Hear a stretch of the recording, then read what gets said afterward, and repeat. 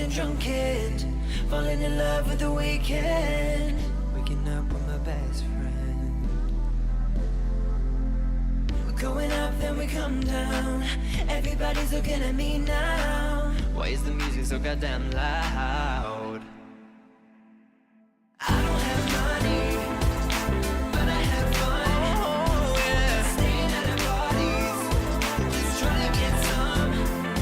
And we gon' dance the night away, dancing till the morning breaks. I don't have money, yeah, I got none. So what, we are young, so what, so what? So what, so what?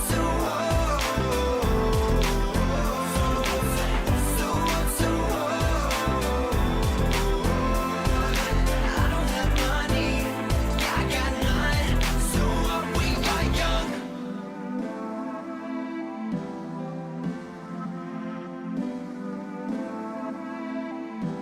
So what, we are young.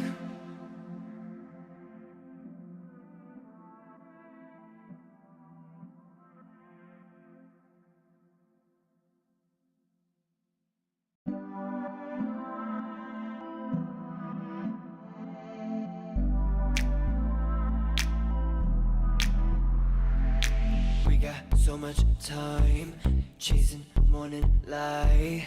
Nothing on my mind, baby. Hit me like a shot. They say, can we not? The party don't start till I'm here, baby. Getting loose, getting drunk and falling in love with the weekend. I pray to God that tonight won't ever stop.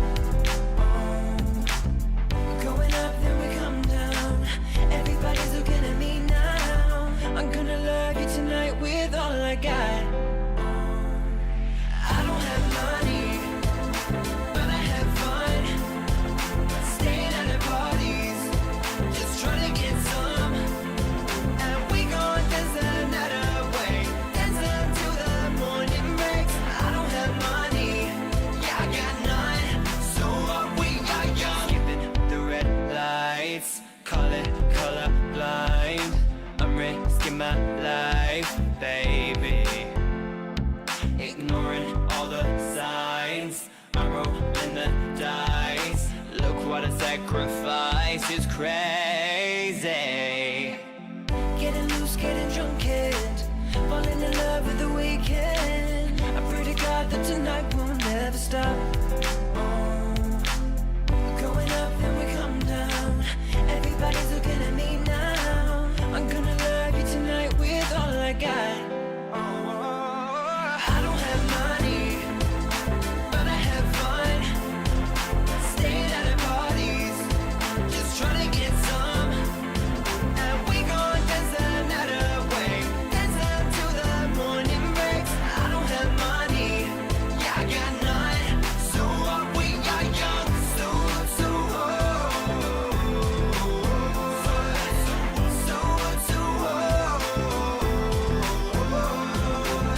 Getting loose, getting drunk and falling in love with the weekend. Waking up with my best friend. We're going up, then we come down. Everybody's looking at me now. Why is the music so goddamn loud? I don't have money, but I have fun. Oh, yeah. Staying at the parties, just trying to get some. And we gon' dance the night away, dancing till the morning breaks. I don't have money, yeah, I got none. So what, we are young. So what, so what? So what, so what?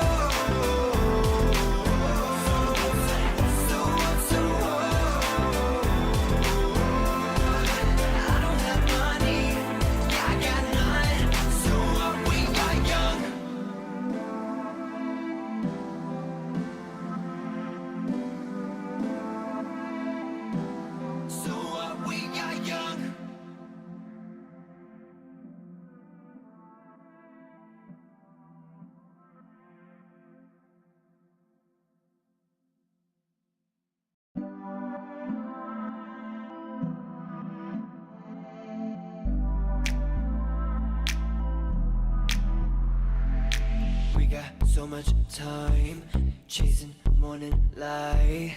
Nothing on my mind, baby.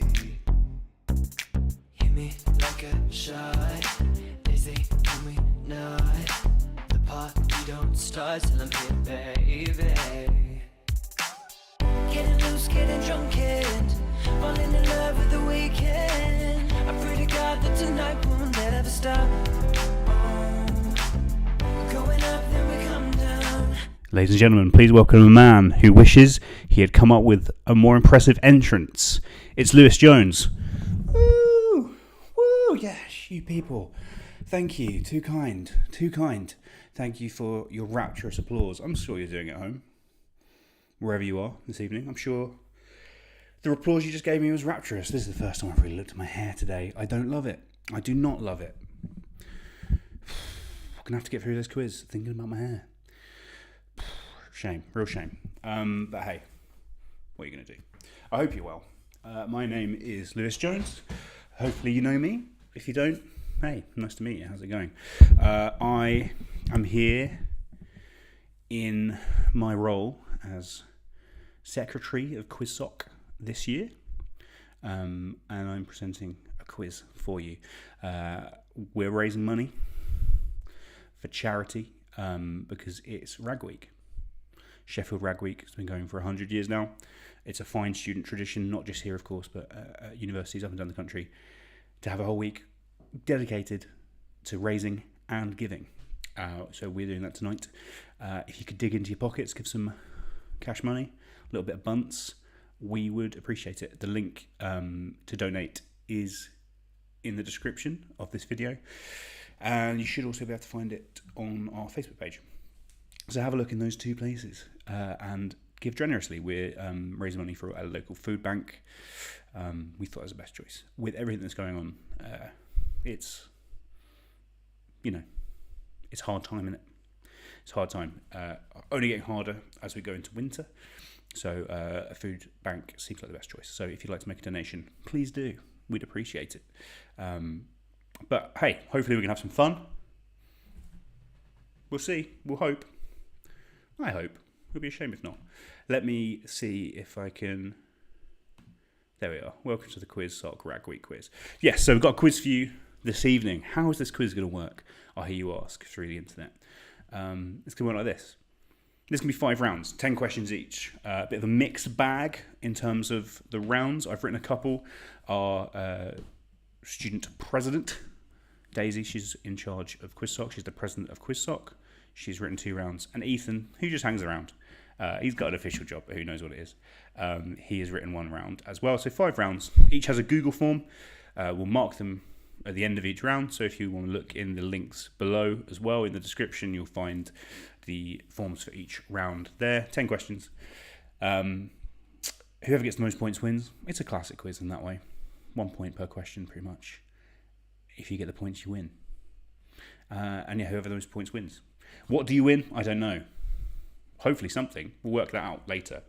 The winner here tonight is charity. That's the main thing. But hopefully you'll get a prize too. I've been busy writing the quiz, but hopefully we can look at that. And also, please, just don't cheat. You're only cheating yourselves. You're cheating at each other. You're cheating charity at this point, which I think is rude. Cheats do prosper. Famously, they actually do prosper. But they're bell ends, so don't be a bell end. Crucial. Very crucial. We know how easy it is to quit, particularly on an online quiz, to cheat, but it's not fun. We're here to test your brain. So don't test our patience with your cheating, yeah? Yeah, that should be fine. So yeah, 5 rounds. I've been talking for about 5 minutes, so we should be ready to go. If at any point you want to talk to me in the live chat box on YouTube, you can. I'd appreciate it. Because otherwise it's lonely for me. I'm just sat here alone in the kitchen. If you write in the chat box, I sort of, I can have a witty repartee with you, hopefully. We'll see. But it'll be a fun evening. If you've done one of my online quizzes before, which you can all find on my YouTube channel that you're currently looking at, normally they run quite long. While we've got the same number of questions, I'm hoping we'll rattle through this one, get it done pretty quickly. Hopefully done by 10, half 10. hopefully. And with that in mind, I think we should probably get started, shall we? Let's go. Question, round number 1, is 100 years. So, with it being 100 years of the Sheffield rag, celebrating that century, here are 10 questions all about the number 100 this round, written by Daisy. So if it's rubbish, it's not my fault, it's hers. Okay, it won't be rubbish, she's excellent. There's a reason she's the president of QuizSoc. It makes sense. Let's get with it, shall we? Question number 1. Nice and simple. Let's get you started with a simple one. In Roman numerals, what letter is used to represent 100? In Roman numerals, what letter is used to represent 100? Should be simple for you. Should be simple. Let's hope. We'll see. What's happening in the chat? Mercury Zelda says, thank you for hosting this quiz. You're welcome, Mercury Zelda. It's my pleasure.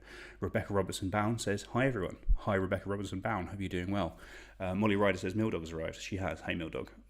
And the QuizSoc Sheffield official account, who knew we had one? I'd have set us up on there if I knew, but I didn't know. Daisy's here to answer any questions you've got about the charity, about the quiz, about QuizSoc in general. If you've got any questions, write them in the chat box.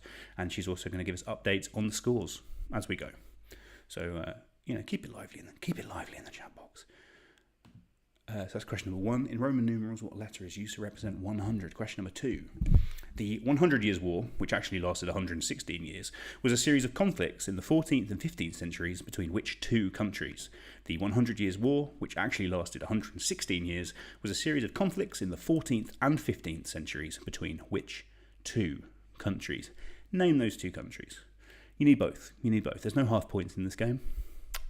Sometimes people, I found in this, when we had that lockdown earlier in the year, people were just giving themselves half points willy-nilly. I don't believe in a half-point system. I don't believe in it. Sometimes people just give 2 points for every correct answer. I don't believe in that either. I believe in a one-for-one system. One answer, one question. In this, you need both to get that full point. So name those 2 countries who engaged in the overlong 100 Years' War.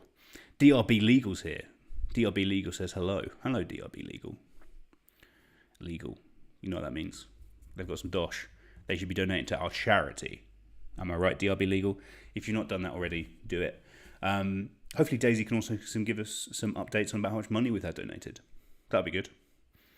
Try and have a totalizer, have a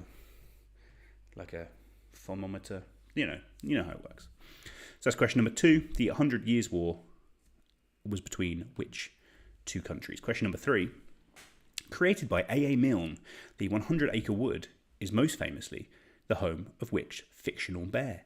Created by A.A. Milne, the 100-acre wood is most famously the home of which fictional bear? I presume he's fictional, right? I hope he's fictional.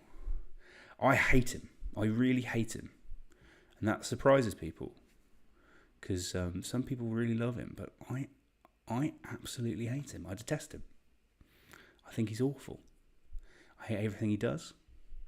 I hate his stupid little voice. I hate his fashion choices, even though I often make those fashion choices myself. I think he's awful. But hey, we're here for facts. We're not here for opinions, like my opinions about this guy. Just name that bear. Name that famous bear. One of many famous bears. There's another famous bear, actually, who I believe is celebrating his 100th birthday this year. Or maybe 90th. I don't know. I'm getting bogged down in bear thoughts. That's question number 3. Question number 4. Who is the current men's 100 metres Olympic champion, having won gold in 2008, 2012 and 2016? Who is the current men's 100 metres Olympic champion, having won gold in 2008, 2012, 2016? Beijing, London, Rio. Of course, we should have had the Tokyo Games earlier this year. Didn't happen for some reason.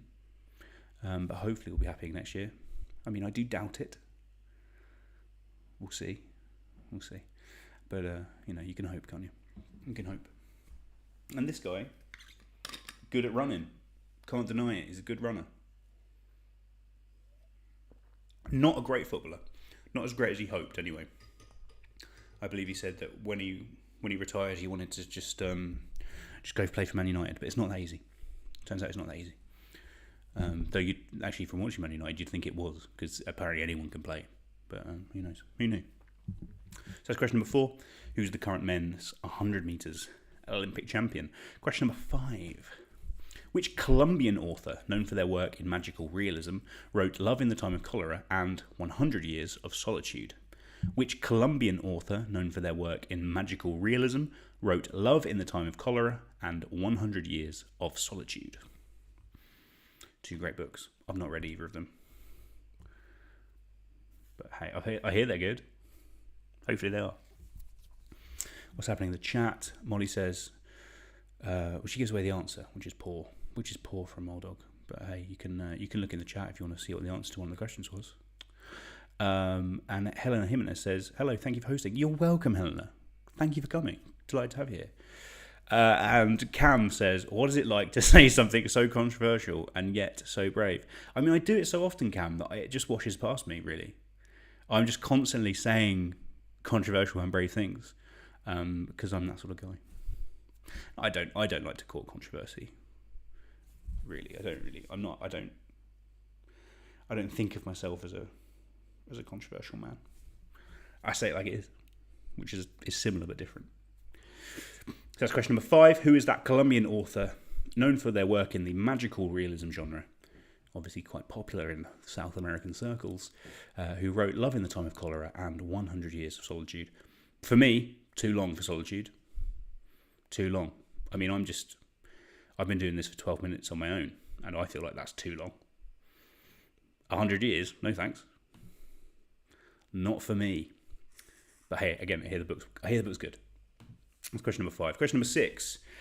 Multiple choice for you. I think on the answer sheet, Daisy has brilliantly allowed you to click A, B, or C, which is amazing.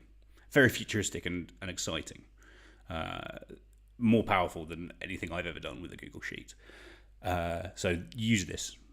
Be excited by the prospect of this. So you need to choose one of these 3 options. To this question, as of this morning, £100 of which of these currencies has the highest numerical value?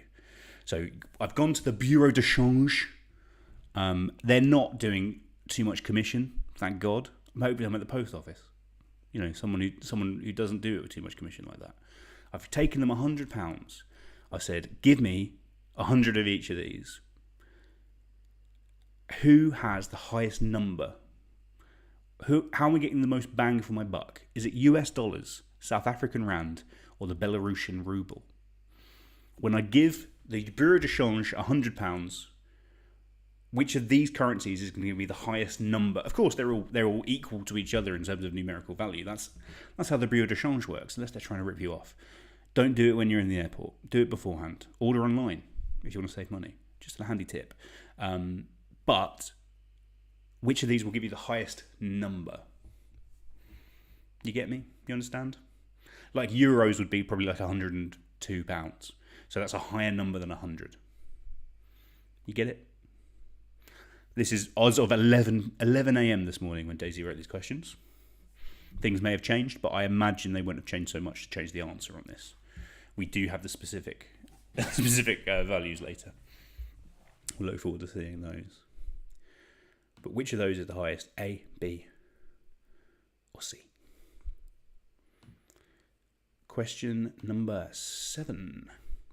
With 19 weeks at number 1, which 2019 country rap song set a record for the most weeks at the top of the Billboard Top 100? With 19 weeks at number 1, which 2019 country rap song set a record for the most weeks at the top of the Billboard Top 100? So that's, of course, sort of the American equivalent of the UK singles chart. The American Top 100. A song spent, I mean, what is that? That's over a third of last year at number 1. Name that song. Don't need the artist. Don't need the many artists, I believe, on the version that really topped the chart. Just give me the name of that song. It's a tune. In the chat, Daisy giving us the fun fact related to question 5. There's already a TV show called Love in the Time of Corona in development. That is very good. That is very good. That is very strong. I believe before like in February, I think I called a quiz team that. Yeah, I think it was at the Fox and Duck. Good quiz on a Thursdays, Sheffield fans. I mean, I don't know. I've not been in a long time because of the old thing, but I think it was maybe Valentine's week, something around there, and you had to theme your answer around love, and we went for Love in the Time of Corona. It's good. Clearly, what that shows us that it's a Route 1 pun. Never great. Never great. So that's question number 7. What song spent 19 weeks at the top of the Billboard Top 100 last year? Question number 8. Another multiple choice, A, B, or C. Which of these films was not, that is not, included on the BFI's list of the 100 greatest British films of the 20th century? Was it Oliver! Exclamation mark. Always remember the exclamation mark. Trainspotting, or Monty Python and the Holy Grail? Which of these was not on that list? All great films, all enjoyable films, but which one was not on the list?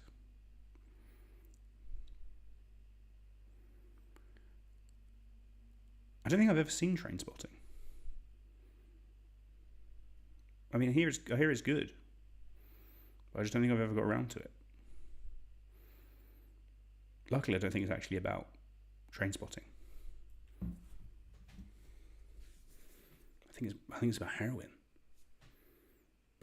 Harrowing stuff. Daisy said that I should ask for credit. Honestly, I probably should. Read the title, "Love in the Time of Corona." Great minds think alike. Clearly. So that's question 8. Which of these 3 films did not appear in the BFI, that's the British Film Institute's list of the 100 greatest British films of the 20th century? I had a really big panic that I'd written the wrong Monty Python film there, but I've not. I think I've written the right one. I think we're okay. So A, B, or C, just click the button on your answer sheet. Question number 9. Also, the first person to score 100 goals in the competition. Who is the Premier League's all-time top scorer? Also, the first person to score 100 goals in the competition. Who is the Premier League's all-time top scorer? I believe he scored 260 goals. But he was the first person to score 100. He also would have scored some goals in the old First Division. We don't count those. Football didn't exist before 1992. We know that. But who was this player? The first to 100. And then I imagine he must have just stayed at the top of the highest scoring chart for a long time.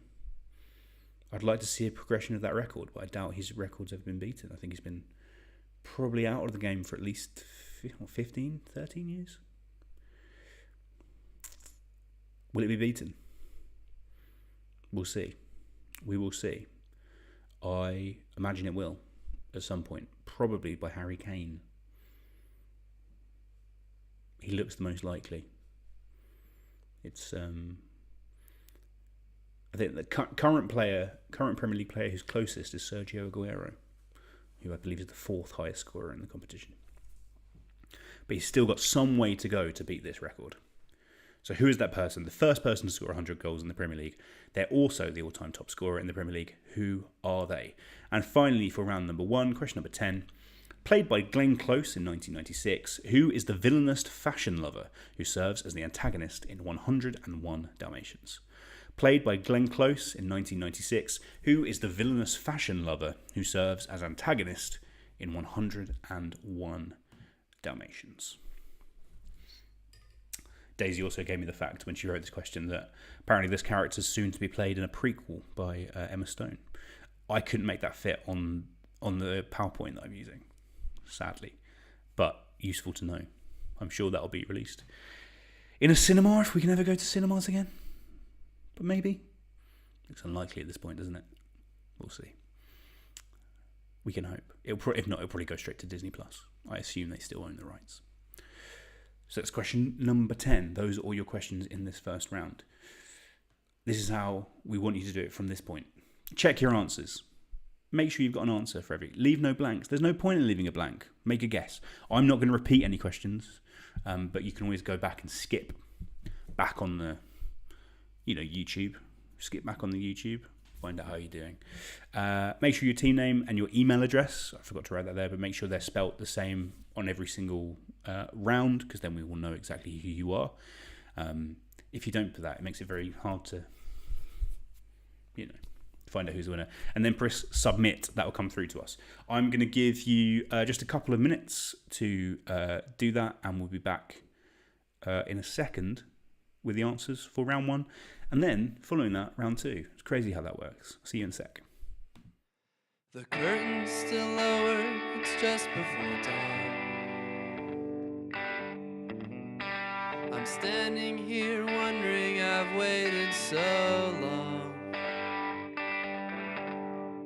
By the time the clock strikes 6, I'll be somewhere far, far away. No matter all the tears you shed when you asked me to stay.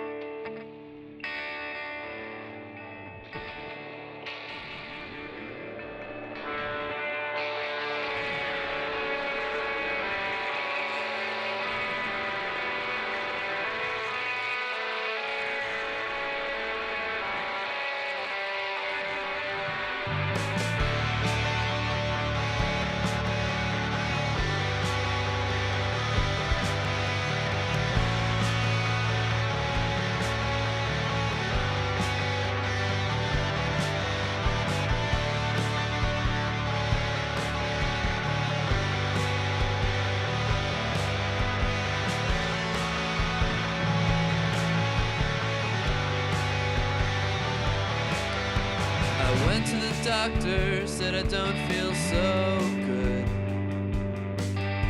My temperature's high and I'm misunderstood.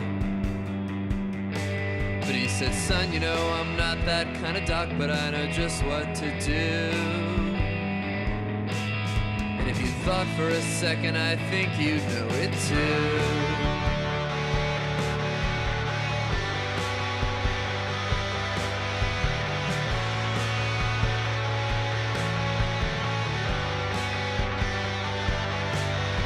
I went to the preacher, said, Father, I've sinned. I spent my whole life living out on the fringe. But he said, son, you know, well, that's not a sin, but I know just how you feel, yeah. I think you should go out and find something real.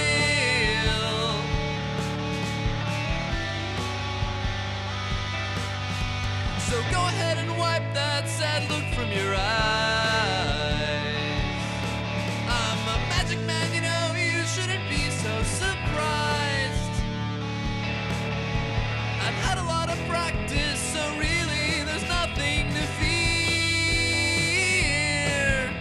Won't all of you please sit back, relax, and watch me disappear?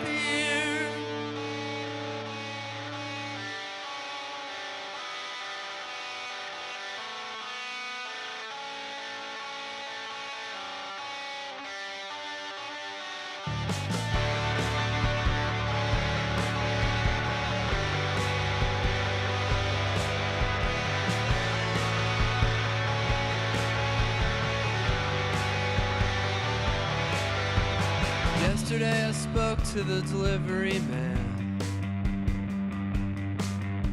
I told him I'm running as far as I can. He said, son, I don't really know you, but I hope you find what you're looking for. Hello, I'm back. Did you miss me? I hope so. Let me see. Got a decent number of submissions already, but if you have not submitted by 25 past, I'm not accepting it. So get it in. Anything too late, we're just not having it. Don't play games with me, yeah? Get your answers in. It's 25 past now. You'll probably get this in about 30 seconds because of lag. So far, we've raised £35 plus £5 in gift aid. Not bad, but not great. Let's do some more, please. People are starving in the world, which I hate. Please donate. And if you're doing gift aid, if you pay taxes, which hopefully you do if you're eligible for taxes, choose gift aid. As a mature student who paid a lot of taxes for a while, I find it weird when I can't press the gift aid button. I don't know if you can get away with lying. I don't know how it works. Press the gift aid button if you can. It'll help. It all goes to a very worthy cause. So please make a donation. But anyway, let's look at the answers, shall we, for round number 1. Round 1, answers, 100 years. It all makes sense. Let's see what they were. So question number 1. In Roman numerals, what letter is used to represent 100? Of course, that's C. Nice and easy. I remember it. Century. C. 100. But it's one of the easier. It's D and L that I get confused. But hey, not a great system. The Romans didn't have a numeral for 0, which was a real problem. Big recommendation for Alex Pelosh's Alex's Adventures in Numberland. If you want to learn more, I recommend it. Question number 2. The 100 Years' War, it lasted longer than that. It was between which two countries? Two great countries, if I do say so myself. Between England and France. The Battle of Agincourt, probably the highlight. Back in 1415. Henry V, Shakespeare. Great stuff. Question number 3. Created by A.A. Mill. Alan Alexander, I believe is the A.A. The 100-acre wood is most famously the home of which bear? Style icon. You probably saw his name in the chat. Of course, that's Winnie the Pooh. Absolute prick. Hate him. Question number 4. Who is the current men's 100 metres Olympic champion, having won those 3 golds? Of course, he's the Olympic 200 metres champion as well. And he was the 4x100 metres relay champion as well, but one of his mates took some drugs. You're not allowed to do that. That's Usain Bolt, the fastest man on Earth. Question number 5. Which Colombian author who wrote those books and works in magical realism, who are they? That's Gabriel Garcia Marquez. I always get confused and think I'm going to write Gabriel Garcia Bernal. Is that what the name of the actor is? Lots of Gabriel Garcias around, but they're both excellent. So that's Gabriel Garcia Marquez. Question number 6. Which of these currencies has the highest numerical value? So £100 would get you $131, 2,041 South African rand, and 339 Belarusian new rubles. So the correct answer there was the South African rand by quite a long way. Let's pop over, have some fun with those big money rands. Question number 7. With 19 weeks at number 1, which country rap single set the record for the most weeks atop of the Billboard Top 100? That was Old Town Road by Little Nas X and Billy Ray Cyrus. He got involved, didn't he? And then someone else got involved. Did BTS get involved? I think they did. Great bunch of lads. I don't want to diss them on the internet in case people come after me. But they seem like a great bunch of lads. Question number 8. Which of these films was not included on the BFI's list of the 100 greatest films? Oliver was 1969 Best Oscar winner. Trainspotting, 1995, I think that was. But that was on there too. The correct answer was Monty Python and the Holy Grail, not on there. The Life of Brian, however, was. So you'd have been okay for mixing that up. Question number 9. The first person to score 100 Premier League goals. Who is the Premier League's all-time top scorer? You can see him on Saturday nights with Gary and Ian. It's Alan Shearer. He's grown on me as a pundit. He has. His head is scarily shiny, though. And question number 10, played by Glenn Close, who is the villain in 101 Dalmatians. Of course, that is Cruella de Vil. Cruella de Vil. If she doesn't scare you, no evil thing will.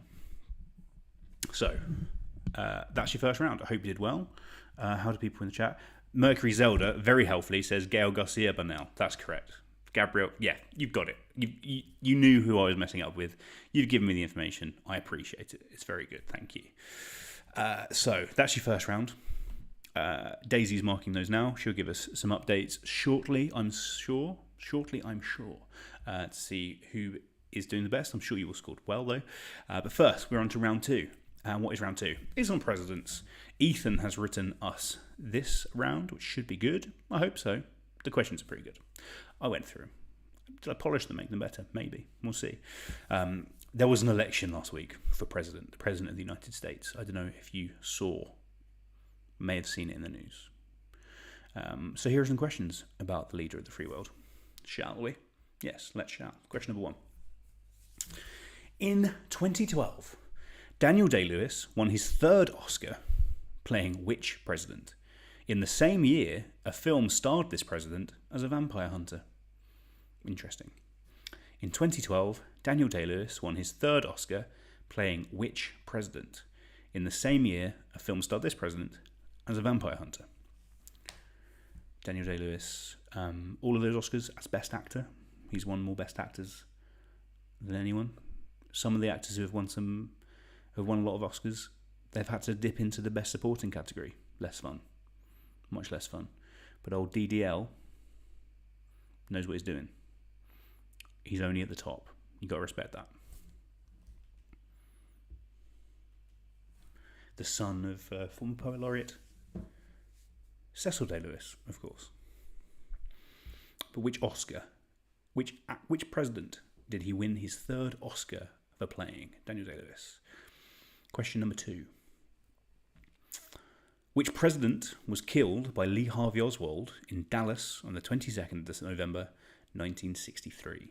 Which president was killed by Lee Harvey Oswald in Dallas on the 22nd of November 1963? Of course, that date, the second most famous thing it's known for is that assassination. It's most famous for being the day before Doctor Who started. Very importantly.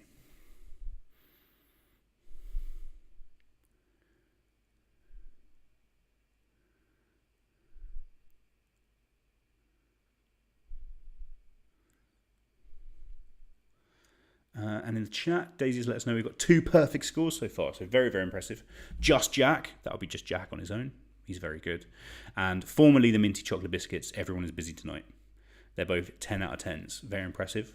Cam, I believe, will be the captain of the Minty Chocolate Biscuits. Everyone is busy tonight. Let us know who's in your team, Cam.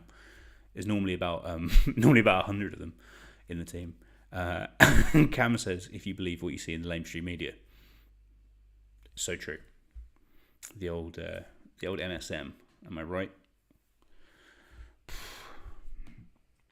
So that's question number 2. Who got shot? Question number 3. In which TV series that ran between 1999 and 2006 did Martin Sheen play President Jed Bartlett? In which TV series that ran between 1999 and 2006 did Martin Sheen play President Josiah Jed Bartlett? Great show. Some have called it a liberal fantasy that has now for 20 years completely ruined the realistic expectations of the centre left. Hard to disagree. But hey, great show. Remember when CJ did The Jackal? Great days.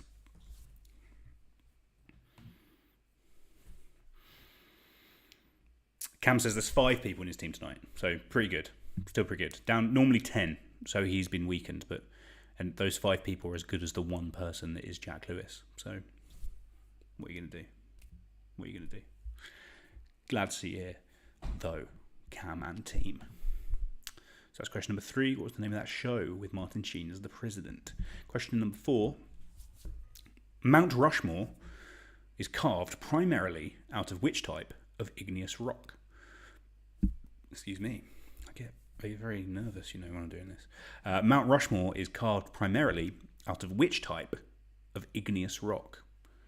Mount Rushmore, of course, has some presidents' faces on it. That's why it's relevant. It's not just... What's that? Is that a president? No. It's a famous monument with presidents' faces on it. You've probably seen it. Which presidents? Not going to tell you, just in case they pop up in this round. But what doesn't matter who they are. What are they made from? That's what we wanted to know this evening. What rock? I believe it was some sort of holy rock to the Native American people who lived in South Dakota, and they just went, nah, you know what?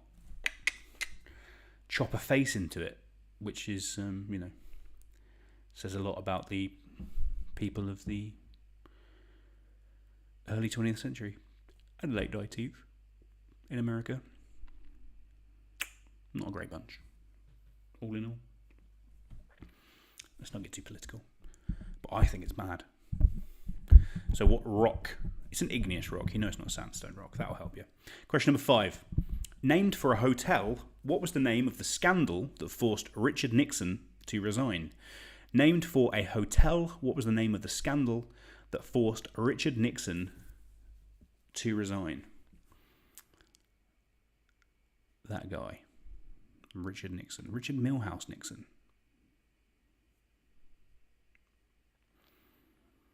Mercury Zelda says, yes, long history of my home country being awful to Native Americans. I mean, that makes me think you're American, which means you should be good at this round, Mercury Zelda. And Daisy, great supplemental fact, the Richard to my Xander this evening, says it was called the Six Grandfathers before it got desecrated. And now it's 4. They could have at least put 2 more presidents on it, and then it would have been like, it's also the Six Grandfathers in a different way. But no, just one of the many ways that they were bad. Real shame. Hey, it's a great bit of carving. You can't... The artistry itself, good. But Mercury Zelda says they're a British citizen now. Is that better? I'm not sure. I'm not sure these days. We'll see. So that's question number 5. Name that hotel/scandal. Question number 6. Michelle Obama's best-selling autobiography spawned a Netflix documentary, which then resulted in a soundtrack CD. But what was it called? They were all called the same thing. Ethan sent me a very long question here, and it was good, sure. But, I really had to, So Michelle Obama's released a best-selling autobiography. It was the best-selling book of the year that it was released a couple of years ago. Worldwide, I think. But certainly in the US. That spawned a Netflix documentary about the book tour for that book. And then that created a soundtrack CD. And also, I believe, some sort of like guided journal. They all had the same name. What is that name? Michelle Obama, of course, not herself a president. She was married to a president. I won't tell you which one, just in case he comes up. But no, I'm joking. He's the one that's good at basketball. I enjoyed that the other day.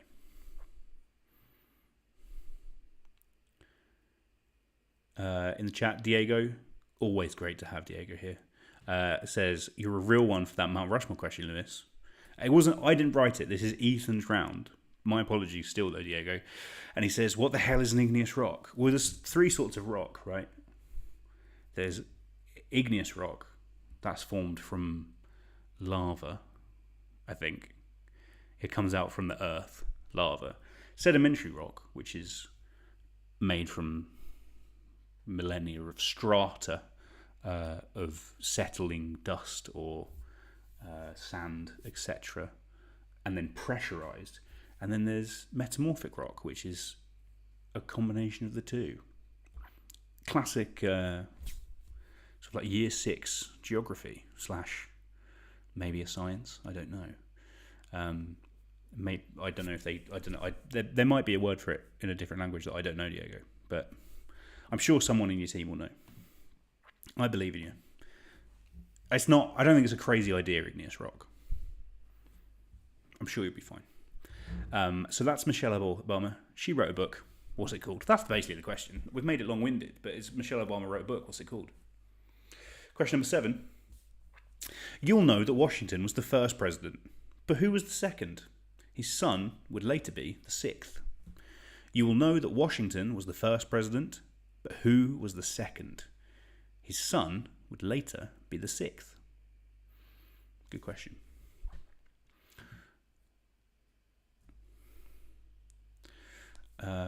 Daisy says that that question is only in the quiz because Ethan didn't know about the types of rock until last year, and he's trying to prove that he does. Doesn't surprise me. Ethan knows some strange stuff and then sometimes misses out on some stuff that's rather, basic. But he's an interesting guy. Only person I know that has a signed picture of Margaret Thatcher. And he's not supportive, but he just has it. And he claims to have David Cameron's phone number. Unverified, of course. But he claims he does have it. Strange man. But he's written this round for you, so I hope you enjoy it. So that's question number 7. It boils down to who was the second president of the United States. Question number 8. Which 2017 Booker Prize-winning novel by George Saunders focuses on a president's son in the Tibetan realm between death and rebirth? Which 2017 Booker Prize-winning novel by George Saunders focuses on a president's son in the Tibetan realm between death and rebirth? That is a harder question than some of the questions in this round. But it's good to have a range. Got to test you sometimes. You know, maybe if you're aware of some presidents who had sons and you're aware of Tibetan realms between death and rebirth, you can maybe guess the name of this book. But, you know, if not, hopefully you just heard of it. I've heard it's very good, very moving, very funny. I have meant to read it. I've not got around to it. But what was the name of that book?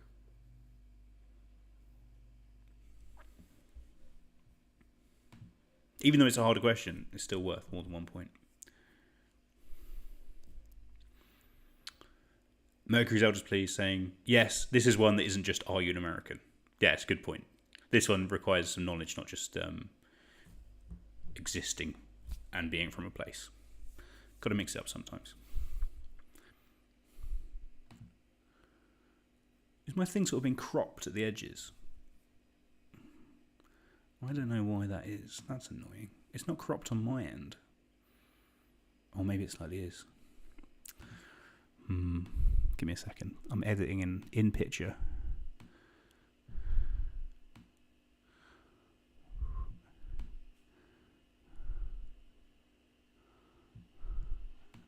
Sorry about this. Very sloppy from me, I know.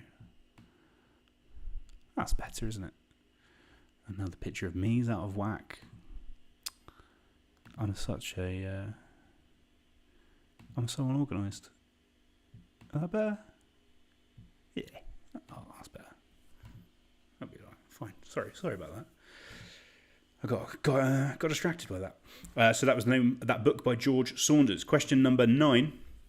President Harry S. Truman is best known for dropping the atomic bomb and for desegregating the military. Mixed bag there. But what does the S in his name stand for? President Harry S. Truman is best known for dropping the atomic bomb and desegregating the military. But what does the S in his name stand for?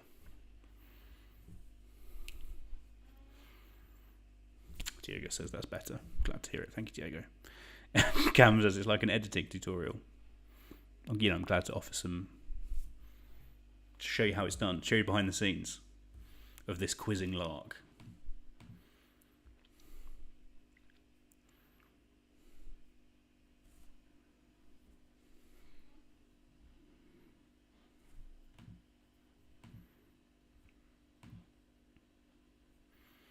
That's question number 9. What does the S stand for? The middle name of Harry S. Truman. And question 10, last one in this round, another multiple choice for you. Maybe make it easier. Which of these presidents features in Hamilton, the musical? James Madison, James Monroe, or James Buchanan? All Jameses. But which one appears as a character in the hit musical Hamilton? Is it James Madison, James Monroe, or James Buchanan? While Ethan did write this round, if I'd have written it, I also would have included mostly questions about Hamilton, because I like it. I've seen it 4 times. It's great. But which of these presidents does feature? A, B, or C? Underrated character, I think, within the show. Has some good lines. Has some good moves. Yeah, it's on Netflix. No, it's on Disney Plus. Watch it. Enjoy yourself. So that is all your questions for that round. End of round. So check your answers. If you need to see them again, please just zoom back on the YouTube video. You should be able to do it that way. Leave no blanks. Make a guess. It's all presidents. Make a guess. I'd love to see some made-up names for that book if you don't know the name of the book. Spell your team name and your email the same every time. We want it coming through to the same email so we have the same information, and then press submit. I'm going to give you maybe maximum of 5 minutes to get those answers in, and I will see you in a second.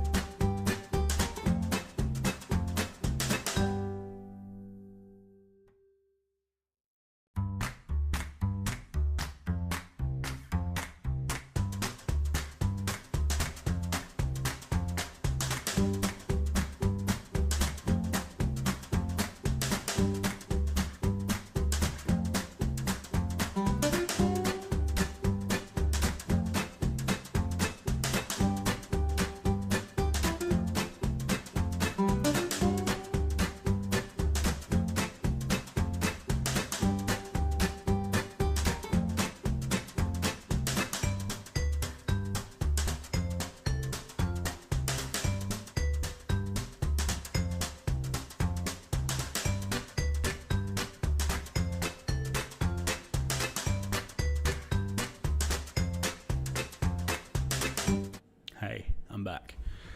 Hope you're well. Hope you enjoyed that. Presidents. What are they like?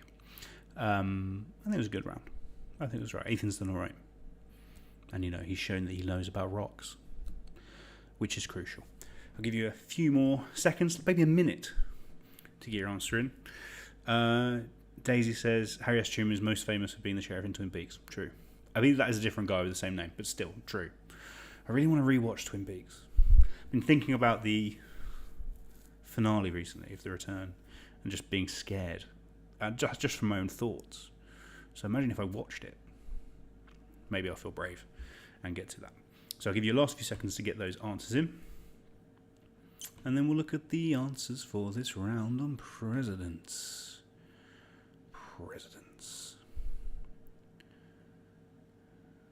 Now you can't see all the pictures, the nice pictures of the presidents. I put them there thinking maybe you need a little clue. You can look at the pictures. Daisy says we're waiting for one last submission. If that is you, send it. What's your problem? Send it. And while you're there, donate a couple quid. If you've not donated, please donate. I'd appreciate it personally. I would appreciate it. So let's look at the answers, shall we, for the President's round. Question number 1. Daniel Day-Lewis won his third Oscar for playing which president? He won his first playing Christy Mallory in, is that what his name is? Something like that. In My Left Foot. Then he won for being Daniel Plainview in There Will Be Blood. He won his third for playing Abraham Lincoln, who also appeared that year in Abraham Lincoln, Vampire Hunter. Question number 2. Which president was killed by Lee Harvey Oswald in Dallas in November 1963? Of course, it was John F. Kennedy. I found out today, apparently, Sir Alex Ferguson is absolutely obsessed with the Kennedy assassination. And it's just like his main subject of interest outside football and wine. Would love to have a chat with him about it. Chat about my GCSE coursework. Question number 3. What was the TV series in which Martin Sheen played Josiah Jed Bartlett? Of course, that's The West Wing. You knew that. Question number 4. Mount Rushmore, which has Lincoln, Washington, Jefferson, and Teddy Roosevelt on it, carved into it. What type of rock is it made from? What igneous rock? It's made from granite. Must just be a big bit of granite. I don't know the difference between those rocks. The Granite City, Aberdeen. They must have a lot there, I assume. Question number 5, name for a hotel. What was the name of the scandal that forced Richard Nixon to resign? Of course, it gives its name to all scandals now. That was the Watergate Hotel. Everything becomes a gate, which is a really fascinating bit of linguistics, how that has become, the gate phoneme has become associated with all, suffix has become associated with all scandals. Question number 6. What was the name of Michelle Obama's best-selling autobiography, Netflix documentary, soundtrack CD, and everything else? It was called Becoming. I hear it's very good. Question number 7. Washington was the first president, but who was the second? His son would later be the 6th. That was John Adams. John Quincy Adams was the 6th president, his son. They both came from the city of Quincy in Massachusetts, called the City of Presidents. Question number 8. The hardest question, I think, in the round. Which 2017 Booker Prize winning novel by George Saunders focuses on a president's son in the Tibetan realm between death and rebirth? That president's son was Willie Lincoln, and the Tibetan realm between death and rebirth, you all knew it, is the Bardo. The book is Lincoln in the Bardo. But one of those ones I've been meaning to get around to for a while. Heard excellent things about it. Question number 9. President Harry S. Truman, best known for dropping the bomb and desegregating the military. What does the S in his name stand for? It stands for S. It doesn't stand for anything. It's just the letter S. His mother gave it to him because she thought it sounded good, but didn't come up with a word. You've got to respect that. It's a bit of a trick question, but it's a good question. S. Harry S. Truman just stands for S. And question number 10. Which of these presidents features in the musical Hamilton? The answers were James Madison, James Monroe, and James Buchanan. As you can see, I've highlighted it in red there. It was James Madison who would go on to be the 4th president. He wrote the book, the Bill of Rights, which enshrined the first 6, I think, what are they called? Amendments to the Constitution. And in the show, he's played in the second half by the actor who plays Hercules Mulligan in the first half. He's got a cold. I don't really understand why he's got a cold, but it's good. So those are your answers for that round. I hope you enjoyed it. It was good. It's in now. Good to hear. It got in. It got in time. That's all that matters. Molly says your middle name is a prank. Classic prank. Harry S. Truman, middle name's a prank. You got to respect that. More middle names should be pranks. Mine's Glyn. Was that a prank? No, it's my dad's name. It's a fine name. So that was the end of that. Let's move on, shall we, to round number 3. I've written this one, so let's hope it's good. Answer Smash. I've lovingly stolen it from Richard Osman and his House of Games. Rohog. I love it. I'm going to show you a picture. I'm going to ask you a question. You need to take what I'm showing you in the picture. You need to take the answer to the question, smash them together. The picture, the last few letters of the picture will start the first few letters of the answer. You need to put them together to get the point. All of the pictures in this round are chocolate bars. I think they're all chocolate. They're not even... No, some sweets. Some sweets are involved. But they're mostly chocolate. Confectionery, if you will. I was inspired by Halloween that we had recently. So, here's an example. I'll show you this chocolate bar. It's some soft nougat topped with caramel, coated in chocolate. That, of course, is a Mars bar, a fine chocolate bar. I've always wanted to try one of those battered ones. I hear good things. You can get that. And then I'm going to say the question. Which London football club reached the 2006 Champions League final where they lost 2-1 to Barcelona? That, of course, was Arsenal. All you need to do is smash the two answers together and you'll get Marsenal. These don't all scan if you say them out loud, but they will scan written down. That's the most important thing. You're writing them down. It's for me to struggle to say them out loud. But I'm sure you can do it. So I'll show you 10 chocolate bars, I'll ask you 10 questions, just pop them together. Daisy says after the second round, there were no perfect scores in the second round, which is very, very interesting. But, glad you were tested. Lincoln in the Bardo was a harder question, for sure. So let's take a look. First up. This is a harder question. I've started you with a harder one. They get easier than this. You can see that that's a chocolate bar made by Cadbury. And I'll tell you, that is just an image of their trademark classic bar. Take the name of that bar and combine it with magnesium hydroxide is the primary compound in which common antacid sold by Philips in a blue bottle. Magnesium hydroxide is the primary compound in which common antacid sold by Philips in a blue bottle. I started hard. I put one that was maybe a little bit harder because I wanted you to think about it and also maybe make me, you've got a harder one at the start, you can think about it for the round. They do get easier. In the chat, Daisy says that Just Jack, formerly the Minty Chocolate Biscuits, Twerking From Home, and the Bloody Crin Cran all scored 9. Very impressive. And Twerking From Home were the only ones to get Lincoln in the Bardo. I'm not surprised. They're a very culturally with it team. Big respect for them. But that's very, very good. It's hotting up at the top. But I imagine that means that Just Jack and the formerly Minty Chocolate Biscuits are currently top of the table. Let's see how you guys do in this round of Answer Smash. So in this one, take the name of that Cadbury chocolate bar, their classic chocolate bar, and smash it together with the common antacid. That's, you drink it and it makes you feel better if you've got like acid. It's like a liquid Rennie. So that's question number 1. Question number 2. These ones, they're shiny, they're crispy. For me, they're a real go-to cinema snack. Probably because they don't melt quite as well as other things. And also I think they're really nice thrown into some salty popcorn. I worked at a cinema for a while and popcorn was free. I never want to eat popcorn again since that. But, gross. But, throw some of these bad boys in there. It's a taste sensation. Not to mention, really great on the old textural front. Big recommendation. So take the name of that confectionery and combine it with which Disney princess is loosely based on Hans Christian Andersen's The Snow Queen and is voiced by Idina Menzel. Which Disney princess is loosely based on Hans Christian Andersen's The Snow Queen and is voiced by Idina Menzel. Not to be confused with the wickedly talented one and only Adele Dazeem, which is how John Travolta introduced her at the Oscars. And I think about it probably twice a day. And in the chat, it is already said, the wickedly talented one and only Adele Dazeem. And Diego says, Major Restekapa for the shout out. You're welcome, Diego. Always give you a shout outs. You guys are culture fiends. I only respect for you.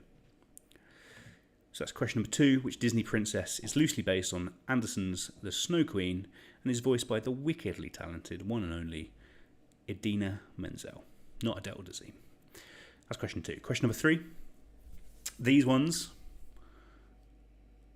I like them. There's a similar product, a similar American product that I just don't think tastes as good. And that's without me getting started on their weird advertising. But these ones, the classic tube, I think are much preferable, much more delicious. Take the name of that confectionery and combine it with the answer to this question. Which Dutch DJ, voted the greatest DJ of all time by Mix Magazine, had their highest UK hit in 2013 with Wasted? Which Dutch DJ, voted the greatest DJ of all time by Mix Magazine, had their highest UK hit in 2013 with Wasted? For some people out there who just love their DJs.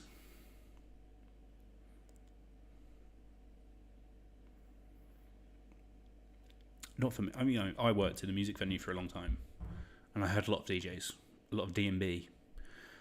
Too much for me, too much for my brain. But big respect for those out there who do love it.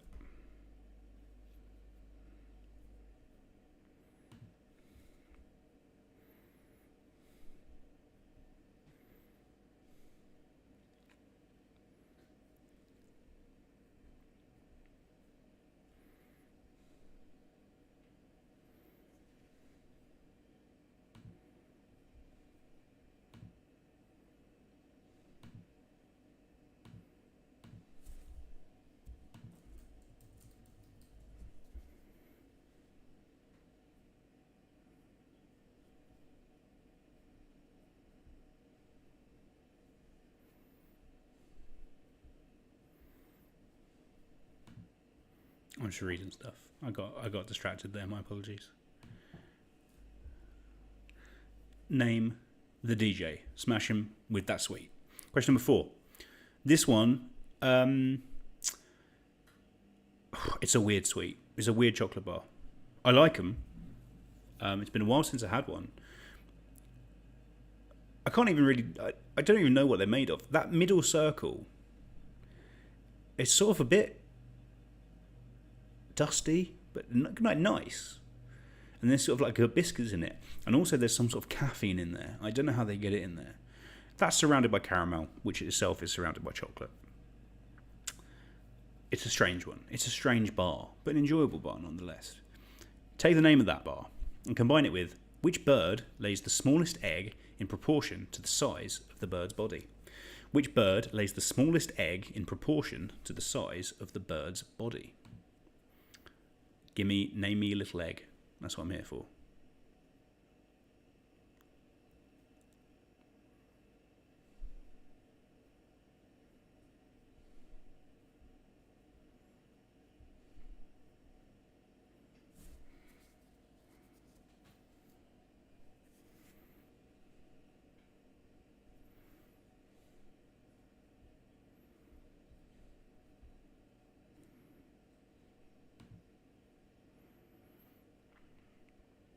Rebecca says, "I love chocolate me." Hopefully this is your round then, Rebecca.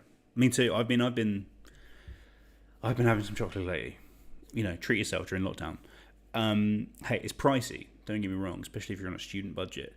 But Tony's Chocolonely has got dark chocolate with almonds and sea salt. Good stuff. Really good stuff. Really recommend it. But yeah, it's a lot, but it's worth it, and it's fair trade. So there's benefits. So that's question number 4. Take that chocolate bar, name the bird. Question number 5. These guys, a delicious treat. I much prefer them when they're in the circles and they come in the tube. In the bag, they come in the sort of the shapes of the fruit. That's not what I'm here for. That's too much for me. Give me the circles. Delicious. the fun man's wine gum. That's what they are, basically. Take the name of that sweet and combine it with, though commonly incorrectly believed to be set during the French Revolution, which musical is set between 1815 and the June Rebellion of 1832. Though commonly incorrectly believed to be set in the French Revolution, which musical is actually set between 1815 and the June Rebellion of 1832.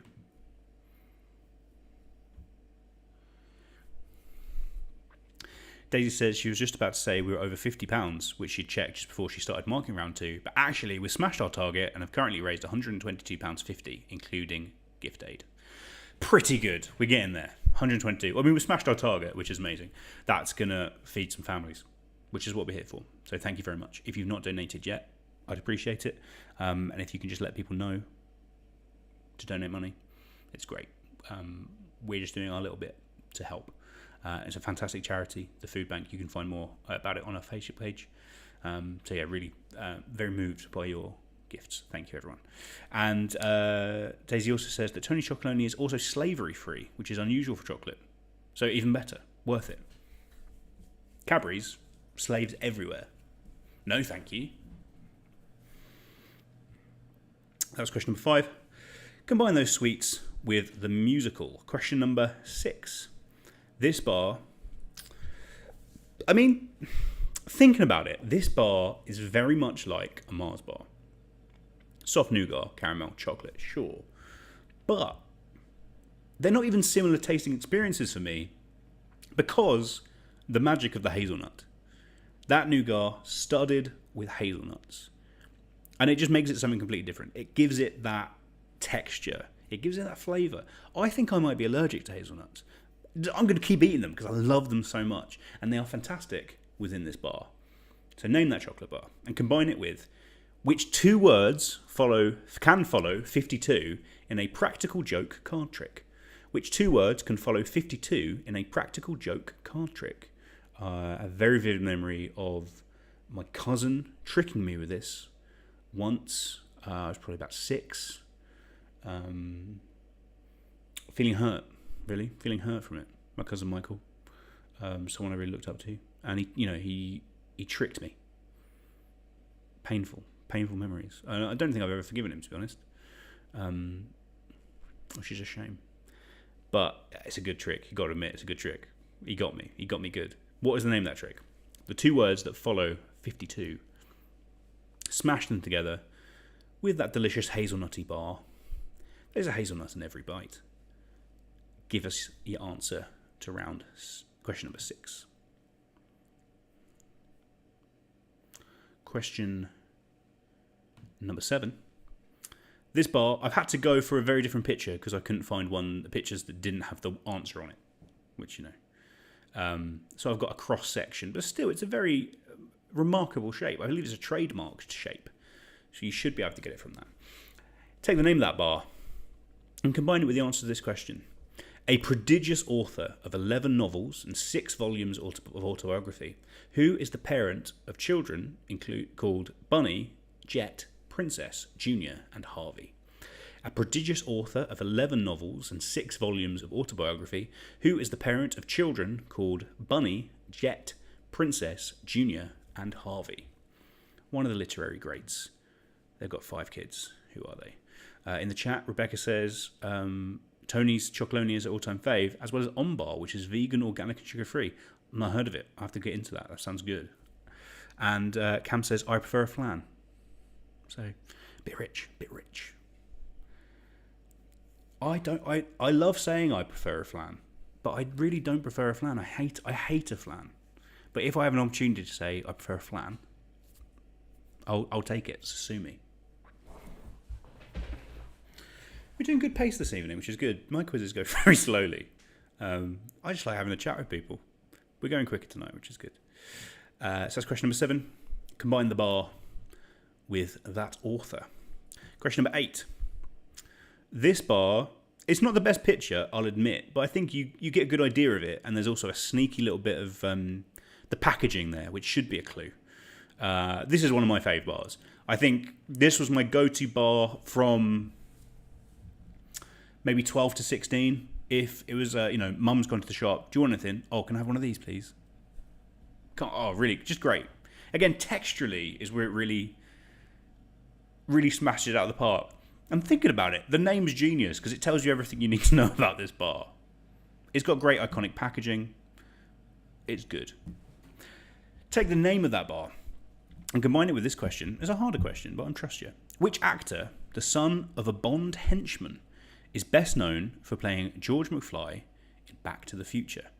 Which actor, the son of a Bond henchman, is best known for playing George McFly in Back to the Future? Now, he's the son of an actor who also played a Bond henchman.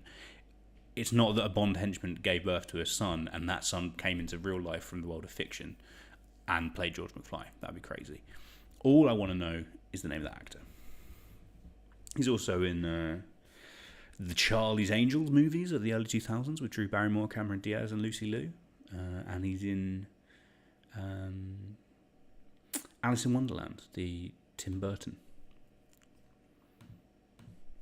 Which is like one of the top 10 highest grossing films of all time, where it was at one point, which is, it's fine, but it's still mad.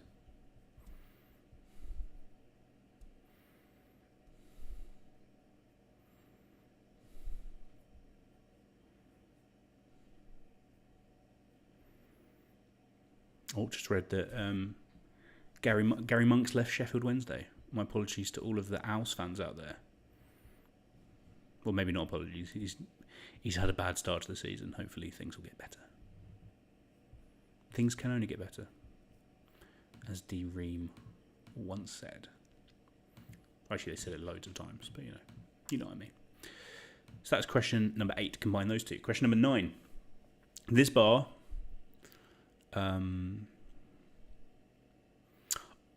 I've grown to like this bar a lot. As a kid, in like a Christmas selection box, I'd hate it. Again, texturally, hasn't got that soft element that I crave. While I like a little bit of something to munch upon. This was always too much for me. But in recent years, I think it's great. Particularly the version of it they do in the Heroes, where there's sort of less of the centre. Also, I've bought these before, chopped all the chocolate off, turned the middle into dust, and combined it with butter for an excellent topping for pancakes. Recommend that. Take the name of that bar and combine it with which writing system that translates from Greek as sacred carvings is most closely associated with ancient Egypt. Which writing system that translates from Greek as sacred carvings is most closely associated with ancient Egypt?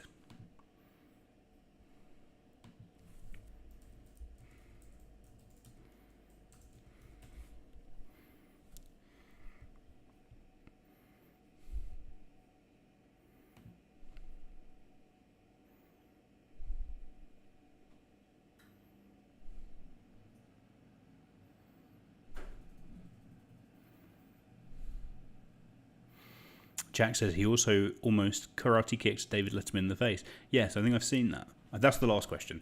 That's got nothing to do with this bar or this question. That'd be mad. But the previous actor guy, known as a bit of a weirdo, generally, I think, that guy. But this one's an easier one, I think. Combine the name of that bar and the name of that writing system. You're aware of it, you know it. And finally, in round 3, question number 10, this one of my absolute favourites. I love it. Some people hate it, and I think you're thick, because it's great. Take the name of that bar and combine it with who is the current WBC heavyweight boxing world champion following a TKO victory against Deontay Wilder in February.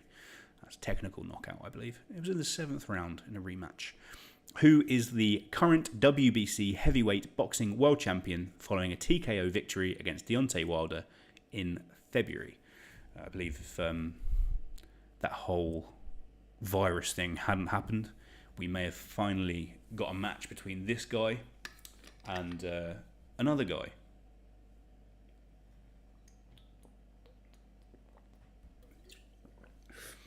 I've just dribbled water down myself, which is really uncool. I apologise. Like I'm a child. So that's question number 10. We're going good guns. This is great.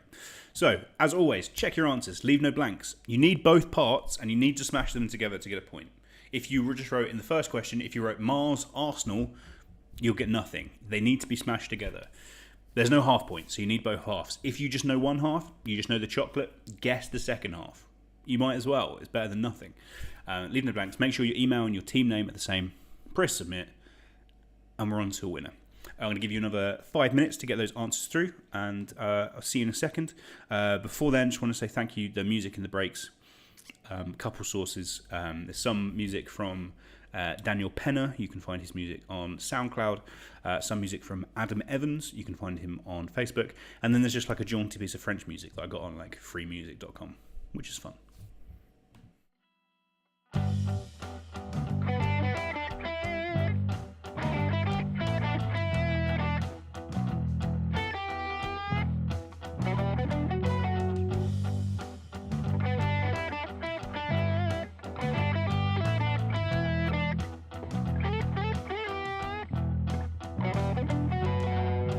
I've wandered up and down the streets of gold, and I've seen the thoughts of those you'll never know.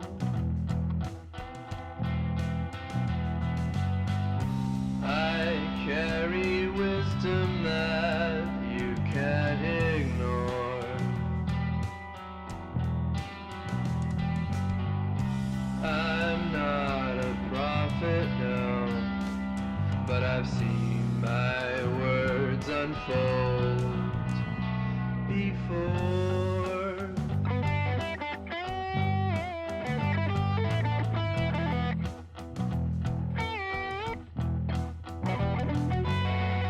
And I've seen the cities crushed beneath the flood.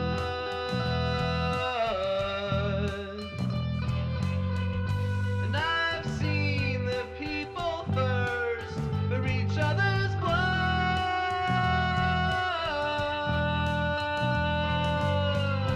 All man's intentions drowned in times of war. Oh, I'm not a prophet, no, but I've seen my words unfold before.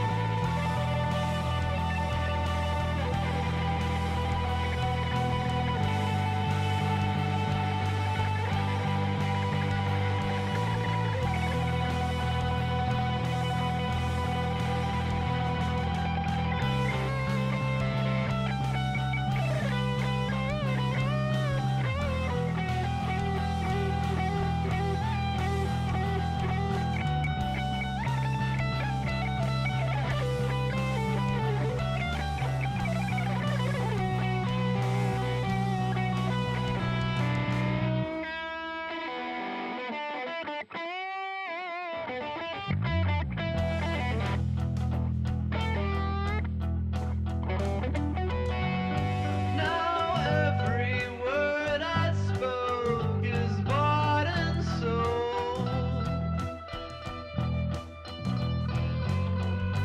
and all my fairy tales have been twice told.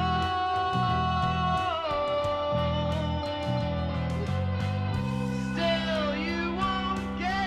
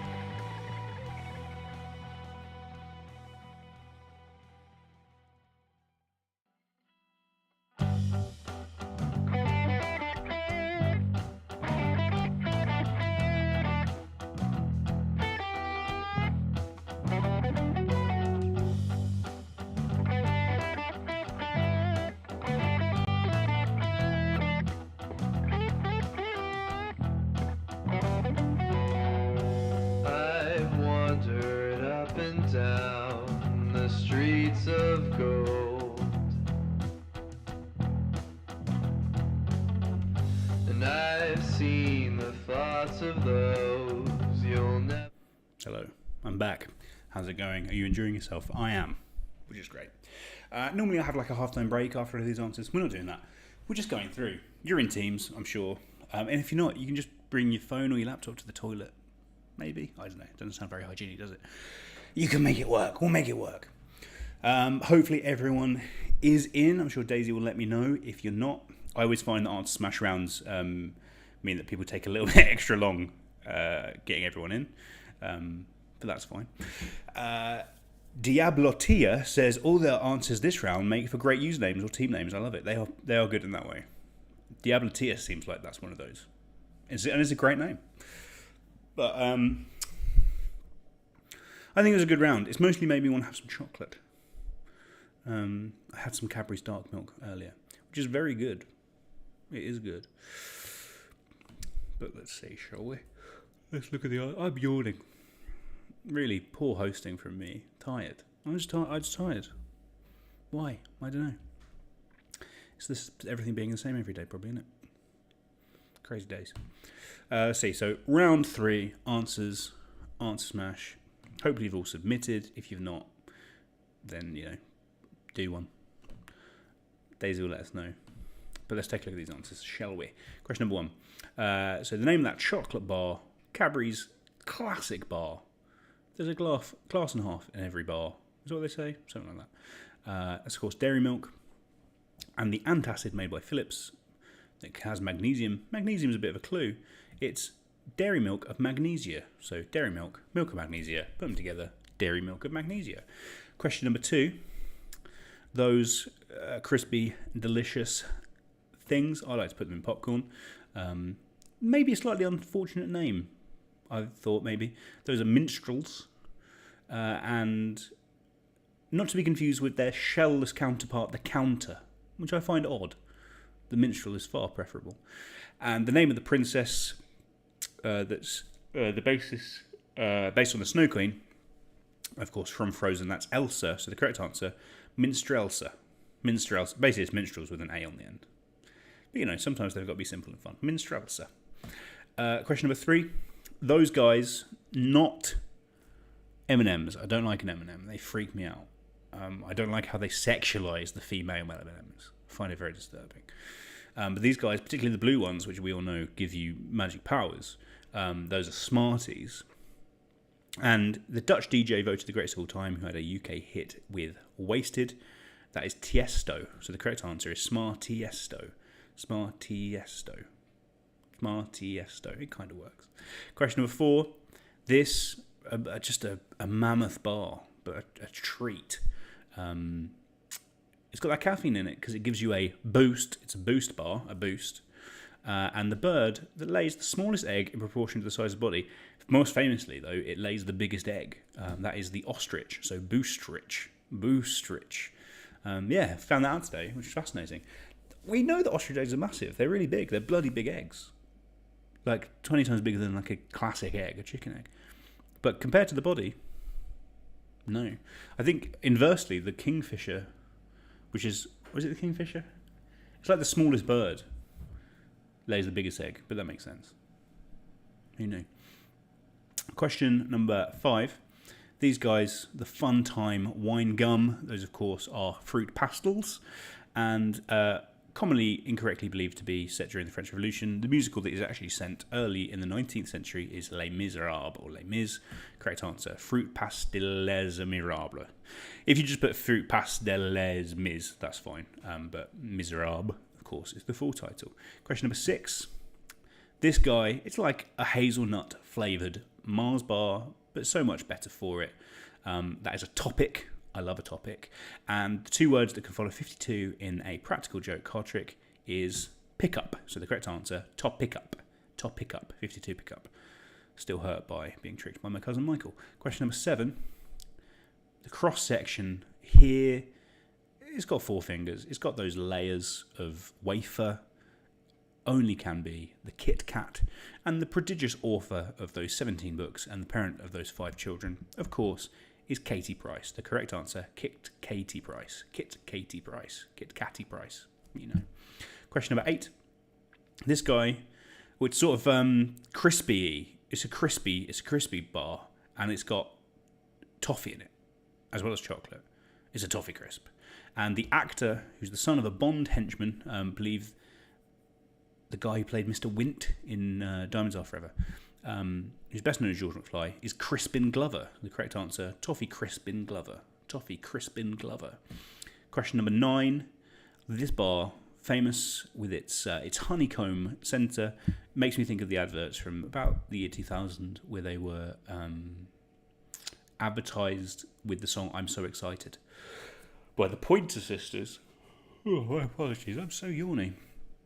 That's a crunchy, and the writing system mostly associated with ancient Egypt is hieroglyphics. So the correct answer is crunch hieroglyphics. Crunch hieroglyphics.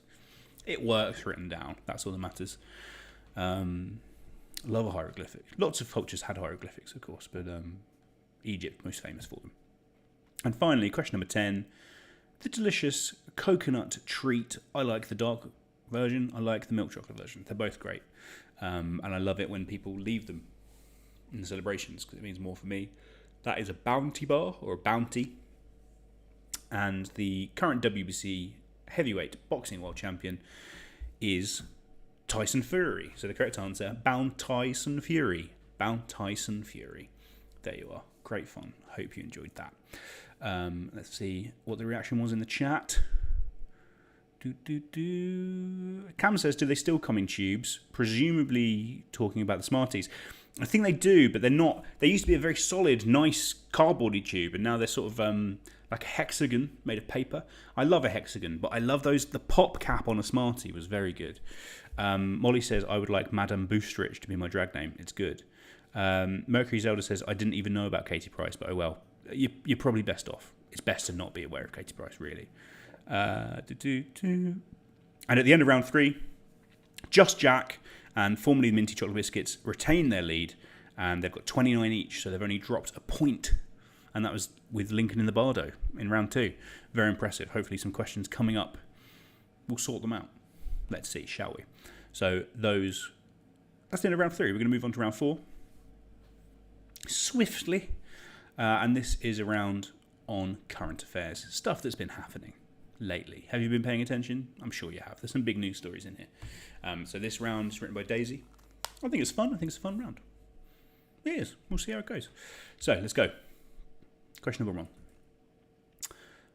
After several days of counting, Joe Biden has won the 2020 presidential election. What number president will he be when he takes office? After several days of counting, Joe Biden has won the 2020 presidential election. What number president will he be when he takes office? Maybe you're paying attention to the number of presidents in that picture from earlier. Maybe.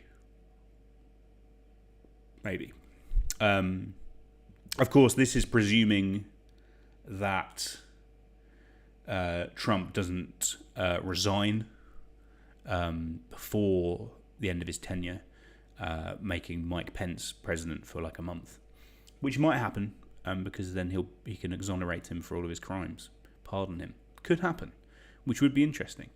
But what number president will he be? And of course, there's confusion about that as well, because like Grover Cleveland was something like the 27th and 29th president, which is confusing. But no, Joe Biden, all being good, by what number POTUS will he be? In terms of donations, we're up to £137.50, including gift aid, which is fantastic, very generous. Again, if you haven't donated, please do. I'd like everyone in every team to donate at least a couple quid. Whoever you are, whatever you're doing, I'd really appreciate it. I've not donated myself, but I will be. Not just donating my time, donating money as well. So yeah, I'm a pretty cool guy. Daisy says that she believes that Grover Cleveland was the 22nd and 24th president, which is interesting. We know we're higher than that number. She says she could be wrong. I trust her. And Cam says, I used to love Rockies. Are they still a thing? I've not seen a Rocky in a long time. Presumably not. If anyone's got some favourite old chocolate they've not seen, let us know in the chat. Always a great conversation to have. Personally, I loved Mars Planets. I thought they were fantastic. particularly the nougat one was delicious. And I mean, this is dating me to sort of the late 90s. I loved Cadbury's Astros. Maybe I just like things that are space-based, but they were sort of like a really big Smartie. They had that chocolate shell. It was like a thicker chocolate shell. Those are very good. Let us know. Let us know in the chat. Old chocolate that you like. You've not seen in a while. That's question number 1. Which number president will Joseph Biden be? Question number 2. The government. Heard of them? The government has been forced into another U-turn, this turn, on free school meals, as a result of campaigning by Marcus Rashford. Who does Rashford play for? The government has been forced into another U-turn, this time on free school meals, as a result of the campaigning by Marcus Rashford. The footballer Marcus Rashford, of course. I've not mentioned that there, but you probably know. The footballer Marcus Rashford. Who does he play for? Which football team does Marcus Rashford play for?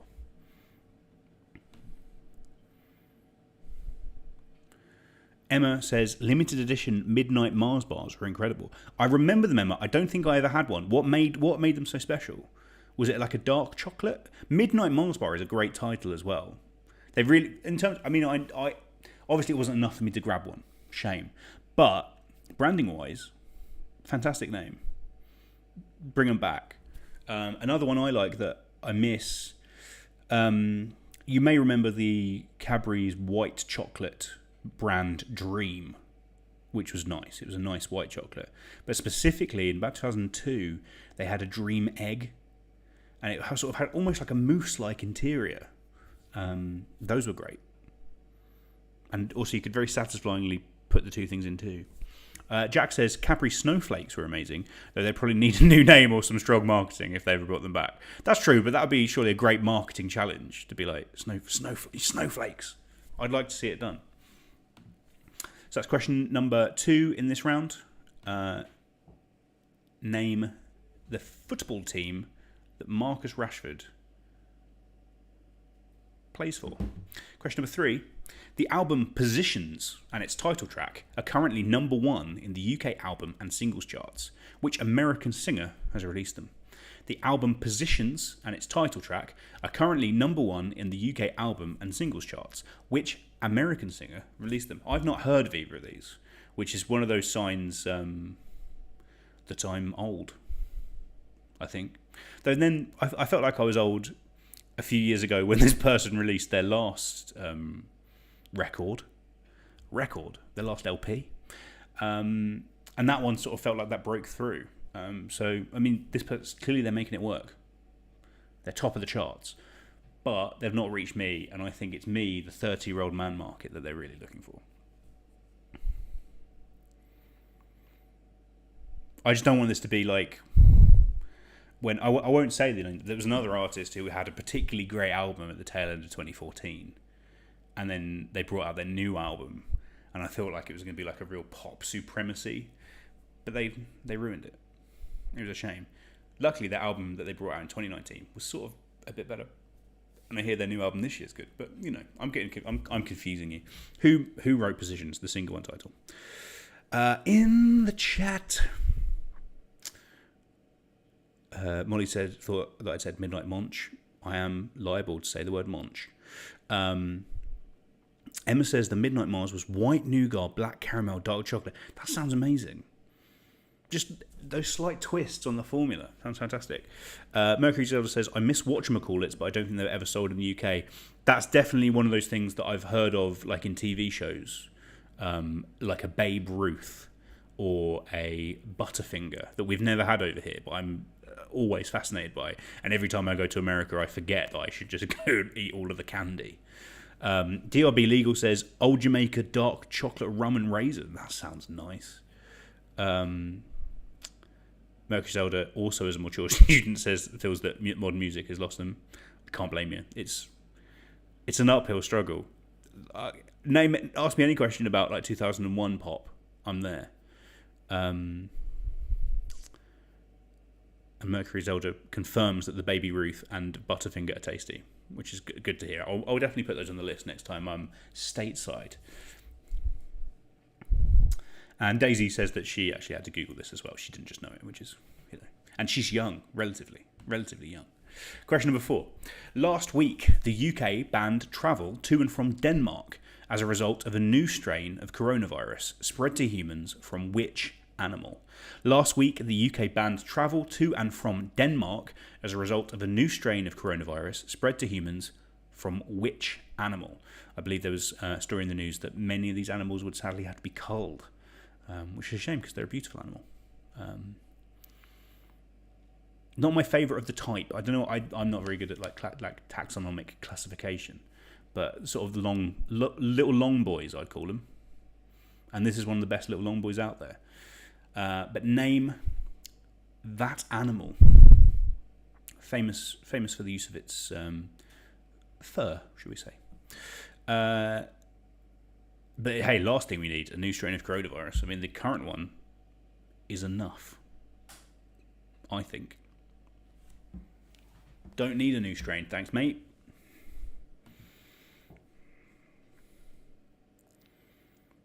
But hey, we're getting this new thing, aren't we? We're gonna fix it.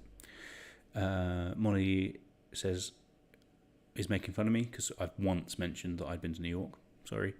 Cam says chocolate snowballs with a powdery, crunchy shell. Yeah, that rings a bell. That sounds good. But also, then it's made me think of those snowballs that are like Tonic's tea cakes with coconut on, and I'd like one of those because I don't remember the last time I had one of them. And Emma says almond topics in the USA are excellent. That sounds great.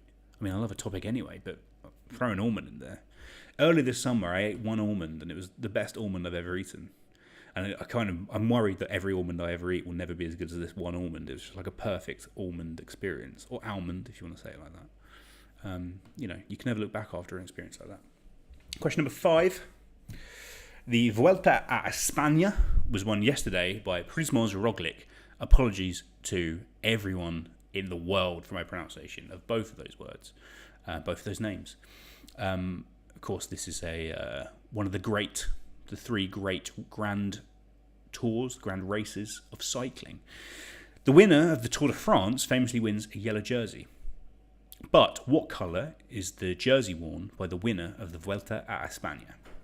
So yesterday, the Vuelta a España was won by Primož Roglič. The winner of the Tour de France, another one of the great races of cycling, wins the yellow jersey. But what colour is worn by the winner of the Vuelta a España? One for the cycling fans out there.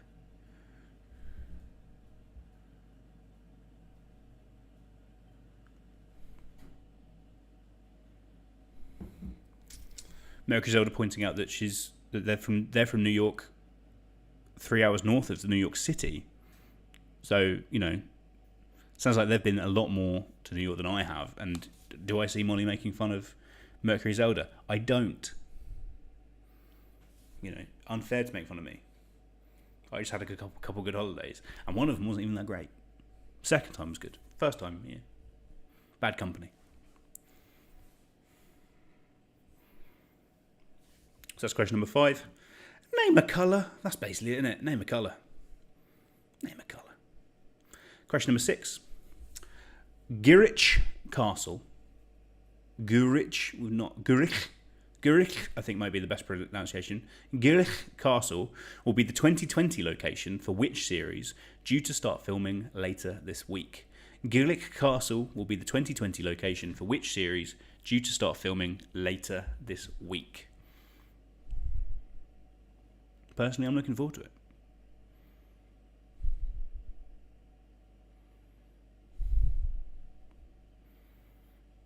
You know it. You know the answer, I'm sure. I hope you do.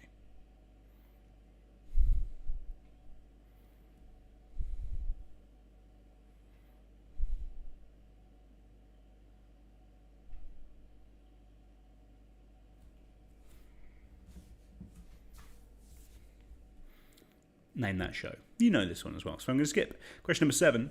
Wrexham FC have been in the news. They're rarely ever in the news, Wrexham FC.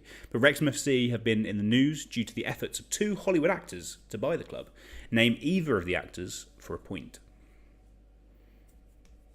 Wrexham FC have been in the news due to the efforts of 2 Hollywood actors to buy the club. Name either of those actors for a point. This is one of those questions where Daisy's written it, and I'm pretty sure that she's written it because she likes a show with one of the actors in, which is, it's her MO sometimes when she writes a question. It's nice to spot those links. If I was answering the questions, it would probably help me. But Wrexham FC have been in the news. Hollywood actors are buying the club. Of course, they won't be the first Welsh football club to be owned by Hollywood actors. I believe Mindy Kaling has a 1% ownership of Swansea, which is fascinating. Always fascinates me. But up in North Wales, I believe, is it the race ground, something like that. The home of Wrexham is the oldest existing stadium to have ever hold an international football match. So they're a historic club. But 2 actors are hoping to come, pump some money into them, get them to raise up from where they're languishing in the National League. Name those 2 famous actors who want to put money into the club.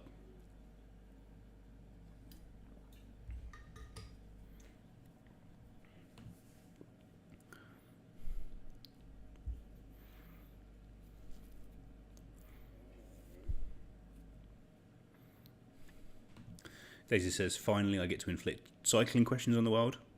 I mean, it's only 1, luckily. 2 would be too many, I think. Daisy says, Lewis, you love the Big Apple. I do, and I love big apples as well.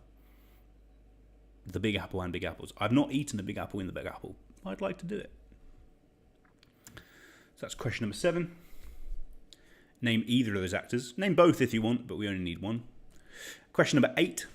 Today is November the 9th, which is Cambodian Independence Day. It celebrates the country's independence from which other country? November 9th is Cambodian Independence Day, celebrating its independence from which country? Name a country. You can name a country. Even if you don't know, you can name a country. Take a guess.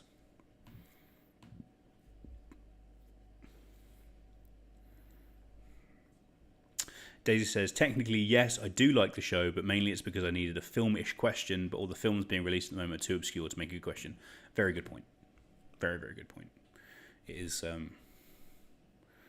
feel sorry for the film reviewers at the moment, not being able to get out there and get stuff done.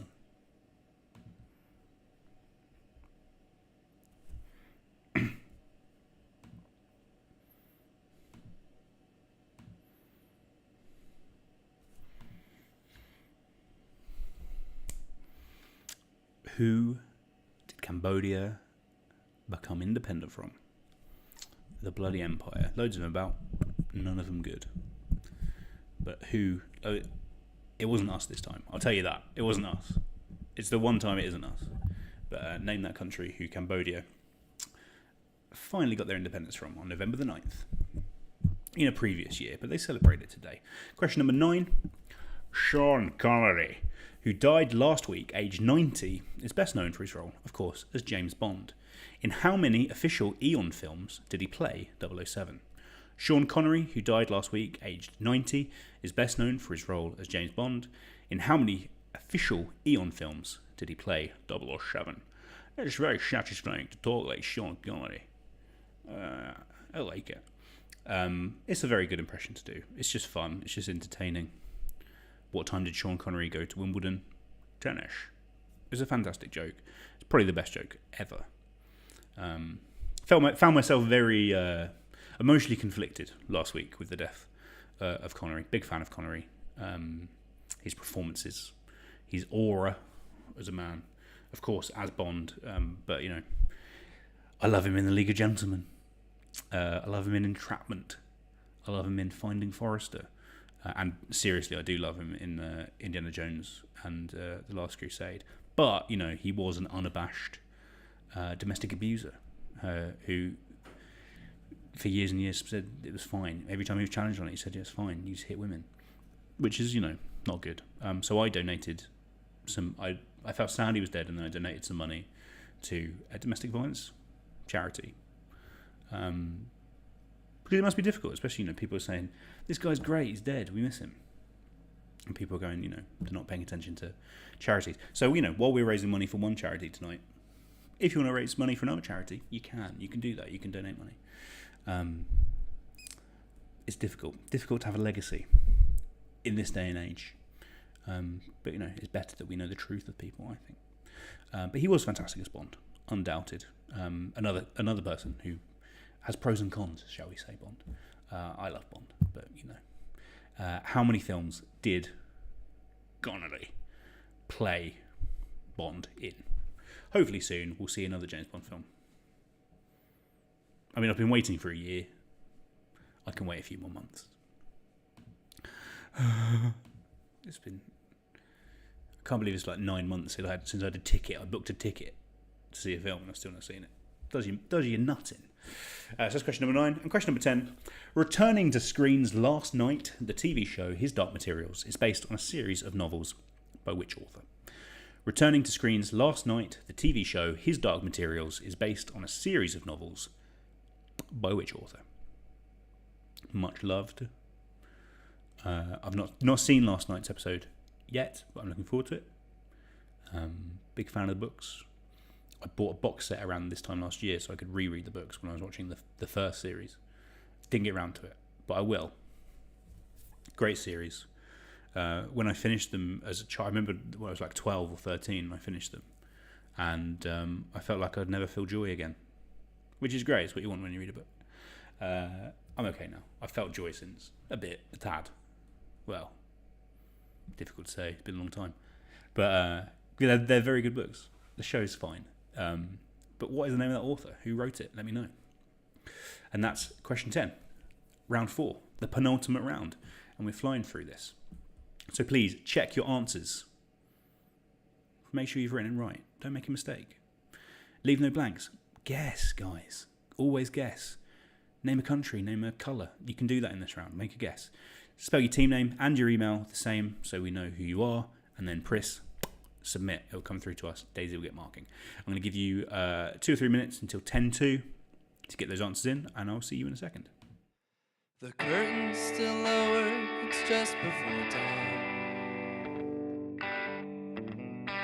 I'm standing here wondering I've waited so long. By the time the clock strikes 6, I'll be somewhere far, far away. No matter all the tears you shed when you asked me to stay.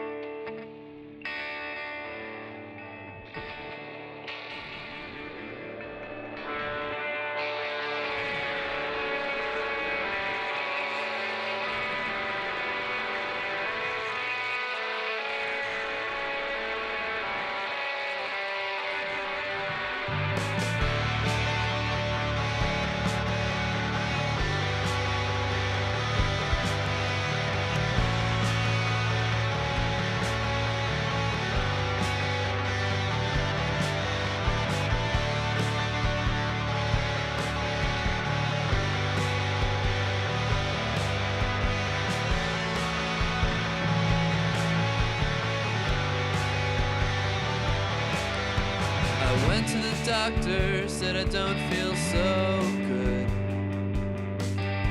My temperature's high and I'm misunderstood.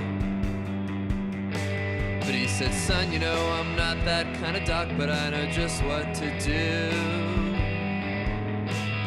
And if you thought for a second, I think you know it too.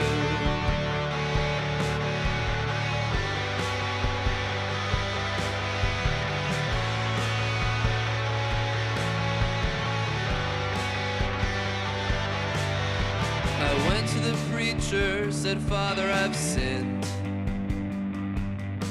I spent my whole life living out on the fringe. But he said, son, you know, well, that's not a sin, but I know just how you feel. Yeah. I think you should go out and find something real.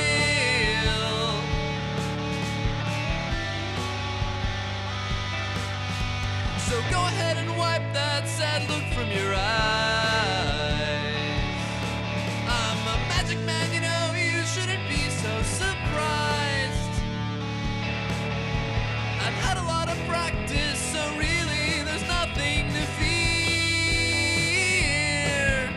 Won't all of you please sit back,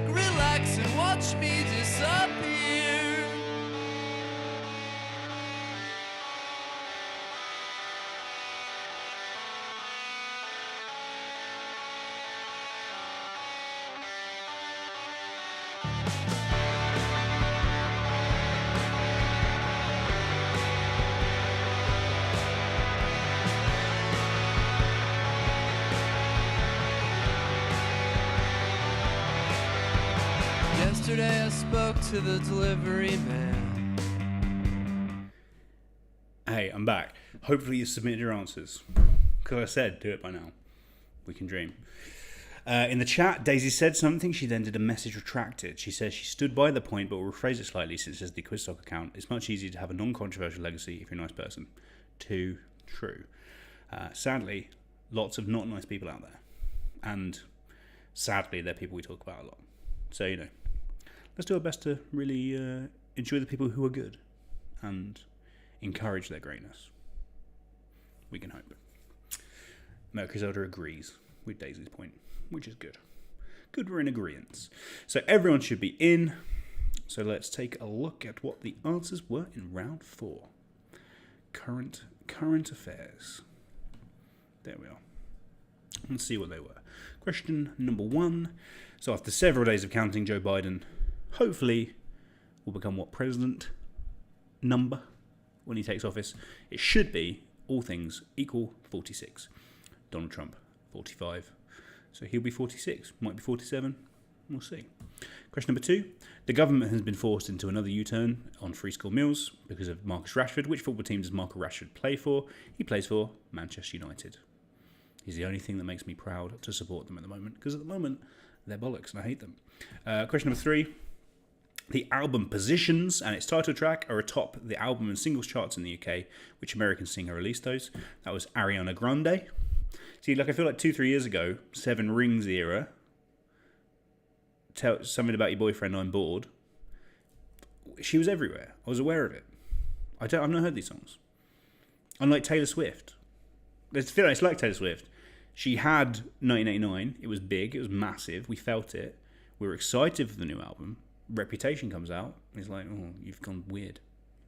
Hopefully this isn't it for Ariana Grande. Hopefully it's just that I'm old. I'm not listening to pop music on Radio 1. Maybe I should. Question number 4. Last week, the UK banned travel to and from Denmark, a result of a new strain of coronavirus, which is spread to humans from which animal? It's one of the furry long boys. It's the mink. Of the furry long boys, I'm mostly fond of the pine marten. He's probably my favourite of the lads.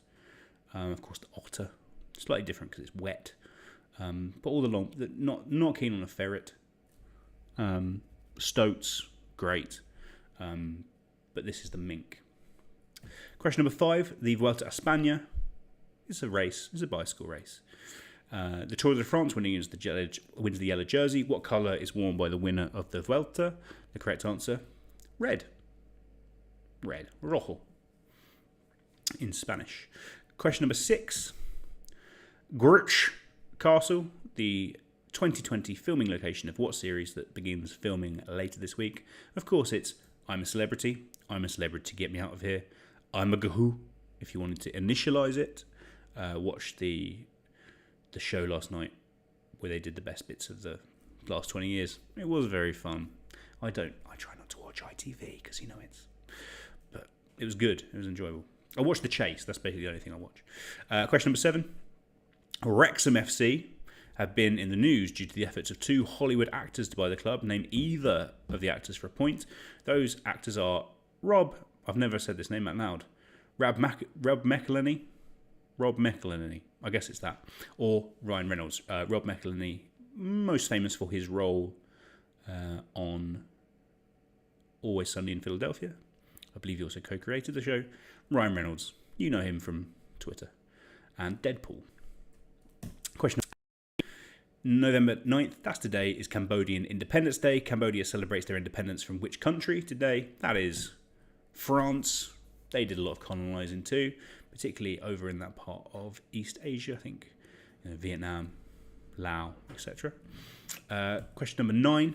Sean Connery died last week, aged 90. He's best known for his role as James Bond. In how many official Eon films did he play 007? Correct answer is 6. Non-officially, 7. He appeared in 1982's Never Say Never Again. But that's not an official canon film of the Bond films. The new Bond film, No Time to Die, will be Bond 25. Of those 25, Connery starred in 6. Dr. No, From Russia with Love, Goldfinger, Thunderball, You Only Live Twice. He had one off, and then he came back for Diamonds Are Forever. And question number 10, returning to screens last night, the TV show His Dark Materials is based on a series of novels by which author? Of course, that is Philip Pullman. Slightly strange guy, but not that strange. Seems interesting. So that's it. That's the round number 4. We'll move swiftly on to round number 5, the final round.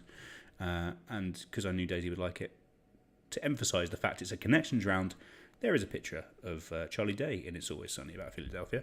So this is a connections round. I'm going to hit you with 10 questions. Questions 1 to 9 will just seemingly be general knowledge. They'll be about all sorts of stuff. But there'll be a secret, hidden connection that will become more and more obvious as we go through the questions. And question number 10 will be, what is the connection? It's quite a simple connection. It's nothing too complex. But you might have to hide. It might be hidden somewhere in the answers. Get that connection for a point. So general knowledge and connection, they all combine. It's good fun. In the chat, Mercury Zelda's happy that they got answer right on a guess. Well done. Guessing is the essence of quiz. I always say it. Good guessing is what quiz is all about. Cam says he's Team Carly Rae, the Jepsonator. She's the pop person's pop person, isn't she? She's found a niche.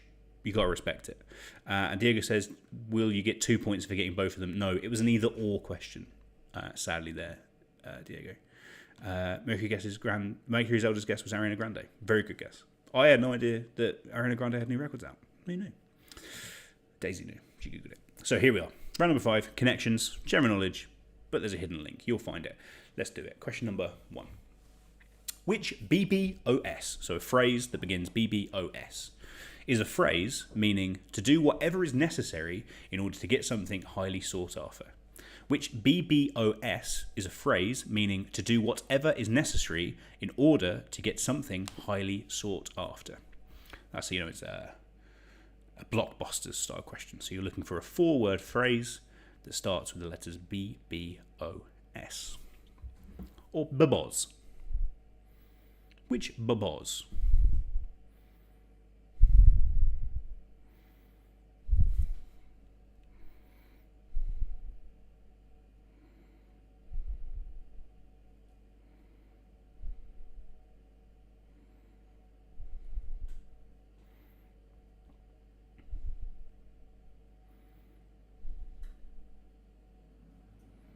Looking at a video of a hamster. It was very good video of a hamster. That's question number 1. Question number 2. The 2009 worldwide influenza pandemic was the result of the strain H1N1. It was better known as what?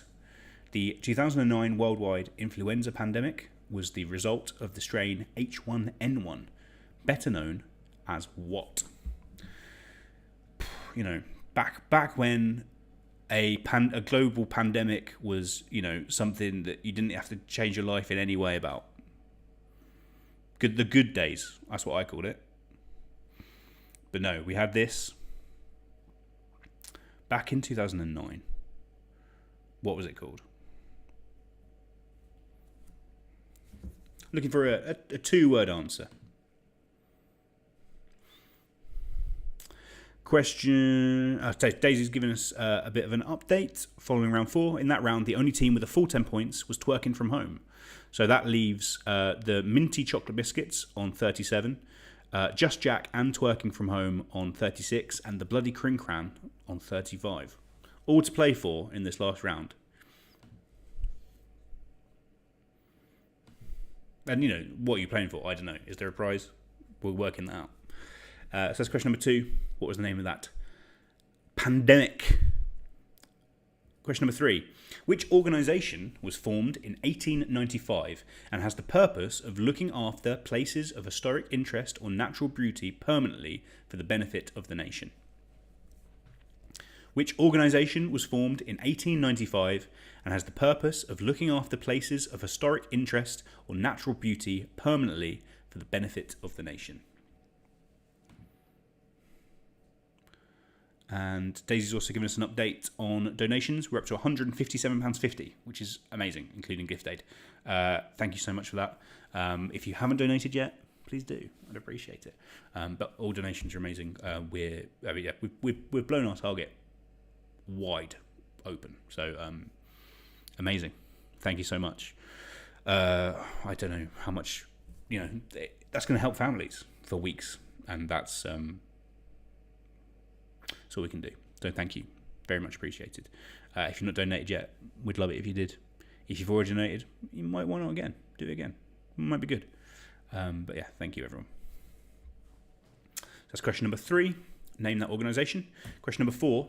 Compounds of the C... I don't know how you say that 3 lines. 3-line? C3-line N group are best known by what word? It is particularly noted as a fast-acting suicide device. Compounds of the CN group are best known by what word? So as what single word can be used to describe chemical compounds of the CN group? It is particularly noted as a fast-acting suicide device.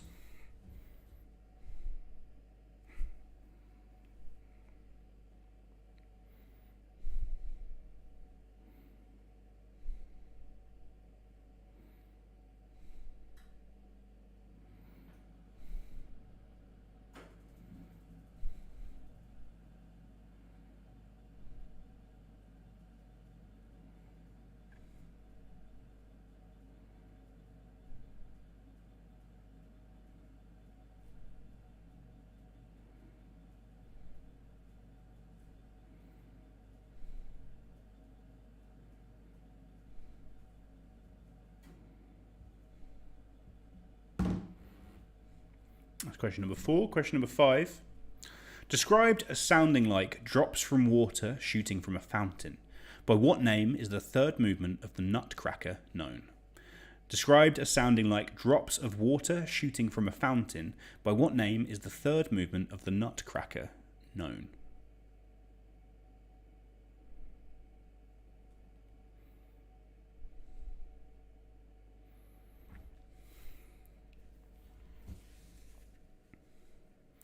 That's Tchaikovsky's Nutcracker.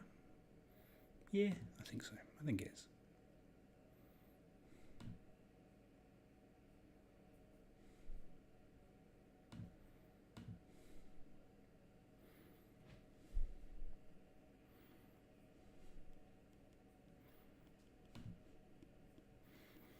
Question number 6. What is the name of the character played by Billie Piper in the revived Doctor Who since 2005? What is the name of the character played by Billie Piper in the revived Doctor Who since 2005? She was the main companion in those first 2 series, and has then made intermittent appearances since... Been a while, maybe since last. Maybe the anniversary episode in 2013. Maybe. But then maybe she was playing a different character then. Very confusing. But what's Billie Piper's character name? First name and surname, please.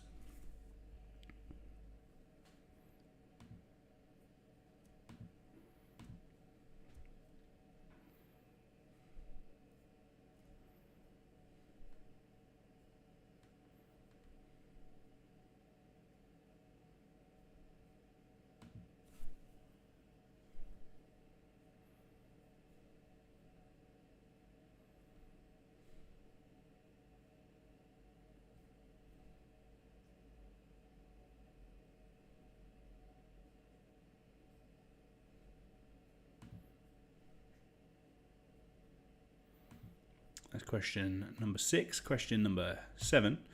Which song by the Village People, a number 2 single in 1979... Why is that and there? It shouldn't be there. Sloppy from me. My apologies. Which song by the Village People, a number 2 single in 1979, was conceived as part of a recruitment drive for the US military? Which song by the Village People, a number 2 single in 1979, was conceived as part of a recruitment drive for the US military? No one's talking in the group chat, which is great. It means that you're really damn concentrating on the connections round. People always do.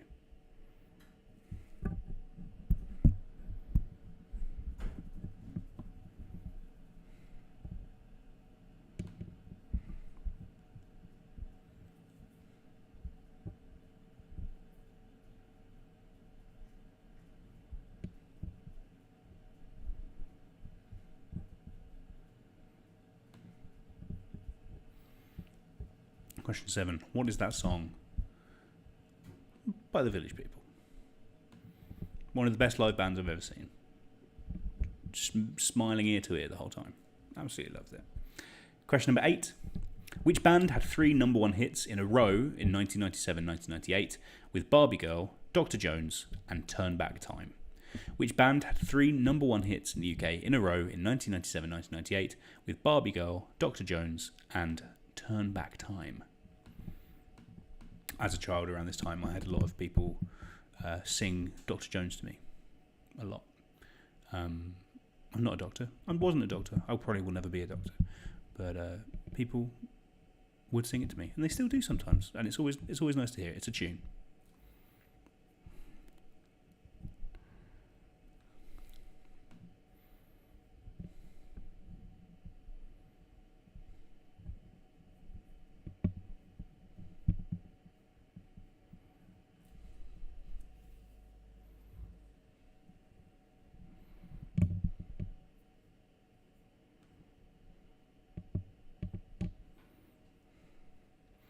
Getting close to the end now.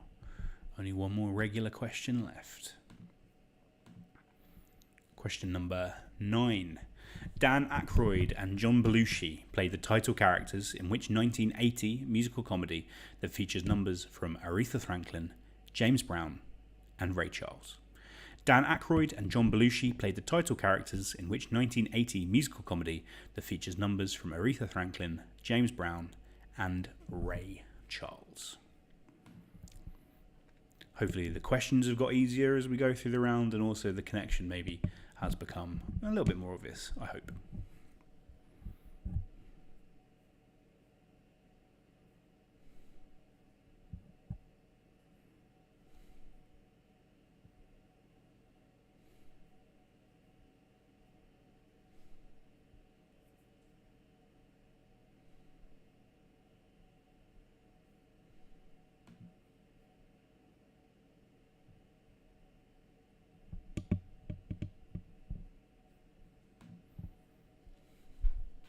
And final question of the evening, question number 10. What is the connection? It's as simple as that. What is the connection? So, all or part of the answers, some of them might have it hidden, some of them might have it more obvious, will have something that connects them all. Give us the name of that connection for your final point. And that's the end of the round. So, as always, check your answers. Try and find it. If you found the connection, you can maybe work back and fill in some gaps that you've got, if you've got any. Best to leave no blanks. So definitely make a guess. Spell your team name and your email exactly the way you've done it in every other round. Send it through to us. Daisy will get looking at it, and hopefully we'll find out who's won this quiz. So I'm going to give you 2 or 3 minutes to get those answers in, and we'll be right back. The curtain's still lowered, it's just before dawn. I'm standing here wondering I've waited so long. By the time the clock strikes 6, I'll be somewhere far, far away. No matter all the tears you shed when you asked me to stay.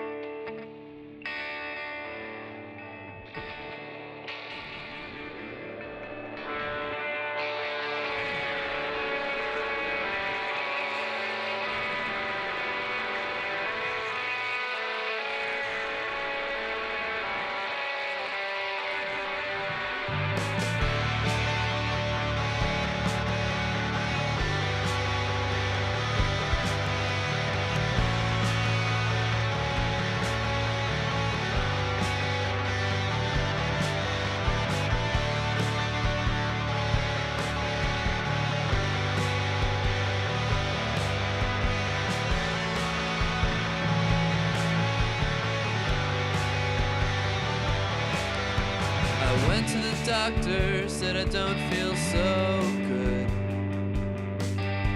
My temperature's high and I'm misunderstood. But he said, son, you know I'm not that kind of doc, but I know just what to do. And if you thought for a second, I think you know it too.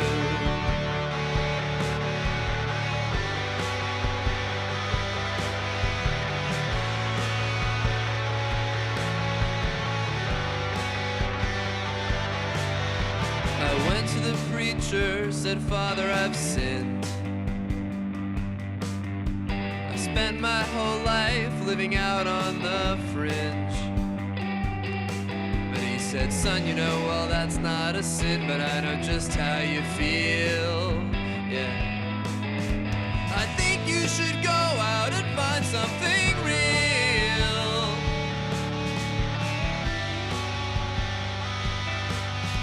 So go ahead and wipe that sad look from your eyes. I'm a magic man, you know, you shouldn't be so surprised. I've had a lot of practice, so really there's nothing to fear. Won't all of you please sit back, relax, and watch me disappear?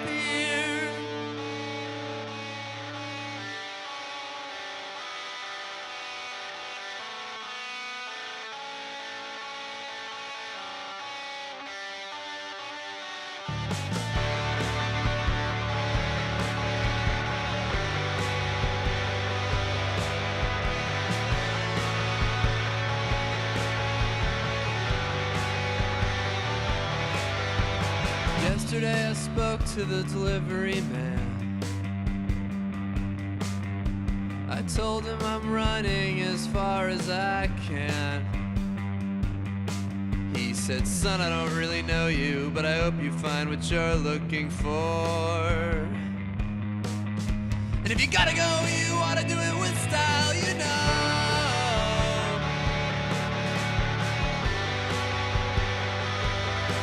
Yeah, so go ahead and wipe that sad look from your eyes. I'm a magic man, you know, you shouldn't be so surprised. Okay, that should be about enough time for everyone. Get your answers in, because it's the end of the quiz. We want to find out who's won. Maybe what you won. Yeah, you've not won anything. Maybe you have, I don't know. I'm not in charge of that. I'm just presenting this bad boy. I've asked Daisy to send me the results of the top five touring teams, so I can announce them. Hopefully, in an exciting way, build up some tension. We'll see. So this is your last call to get your answer sheets in. If they're not in, they won't be counted. And you might have done really well up to now, so you don't want to ruin it, the final hurdle, by not getting those answers in. But here we are, round 5. Connections. Let's see what those answers were, shall we? Question number 1. Which phrase, BBOS, means to do whatever is necessary in order to get something highly sought after? That is, beg, steal, or borrow. To beg, steal, or borrow. BBOS. Question number 2. The 2009 worldwide influenza pandemic was the result of the strain H1N1, which was better known as what? It was known as swine flu. You might have gone for bird flu. No, swine flu. Great days. Missed those days. Which organisation was formed in 1895 with the purpose of looking after places of historic interest or natural beauty permanently for the benefit of the nation? That is the National Trust. Question number 4. Compounds of the C3 lines N group are best known by what word that is also particularly noted as a fast-acting suicide device? That is cyanide. Cyanide pill or cyanide capsule was the suicide device, but cyanide. Question 5. Described as sounding like drops of water shooting from a fountain. What is the name of the third movement of the Nutcracker Suite? Of course, that is the Dance of the Sugar Plum Fairy, one of the all-time classical music hits. Question number 6. What is the name of the character played by Billy Piper in the revived Doctor Who's in 2005? That is Rose Tyler. Question number 7. What is the song by the Village People that was a number 2 single, conceived as part of a recruitment drive for the US military? In the chat, Cam has put Eva Netnioj, which is, basically, Eva Netnioj. It was the original Eva Netnioj. It was in the Navy. You can join the 7 seas in the Navy tune. Question number 8. Which band had 3 number 1 hits in a row in 1997 and 1998 with Barbie Girl, Dr. Jones and Turn Back Time? I can't remember how Turn Back Time went. It's not Shares. It's a different song. That was Aqua. You know what this bathroom says to me? Aqua, which is Latin for water. And question number 9. Dan Aykroyd and John Belushi played the title characters in which 1980 musical comedy that features those legends. That was, of course, the Blues Brothers. So, what's the connection? You've got begged teal or borrow, so wine flew, the national rust, cyan-eyed, the dance of the sugar plum fairy, rose Tyler in the navy, aqua. Together they become and the Blues Brothers. Together they are colours. Of course they are. They're all different colours, different shades, mostly reds and blues, but different colours. As long as you've got something along those lines, you'll have got the point. That's what matters. So, scores are going to be added up. That is the end of the quiz. Hope you've had fun. If you've not donated yet, it'll be a perfect time. Get on that link. It's down in the description for this quiz. Give us a couple of minutes, and we'll be back with the results. I hope.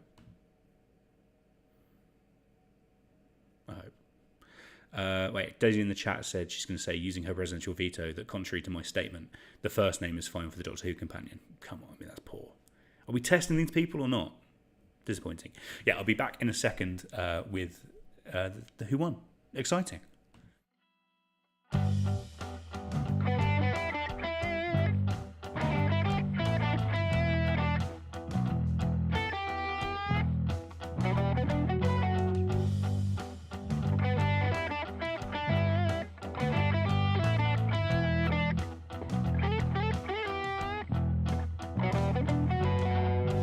I've wandered up and down the streets of gold,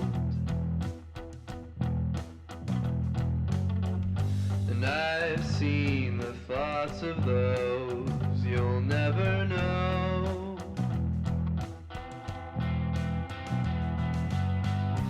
I carry wisdom that you can't ignore.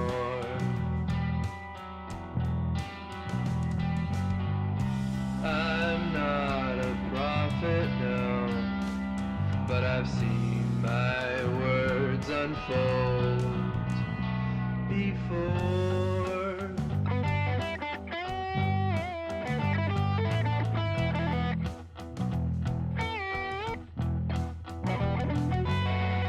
And I've seen the cities crushed beneath the flood,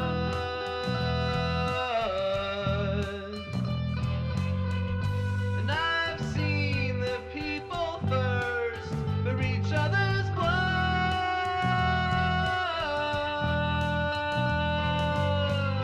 All man's intentions drown in times of war. Oh, I'm not a prophet, no, but I've seen my words unfold before.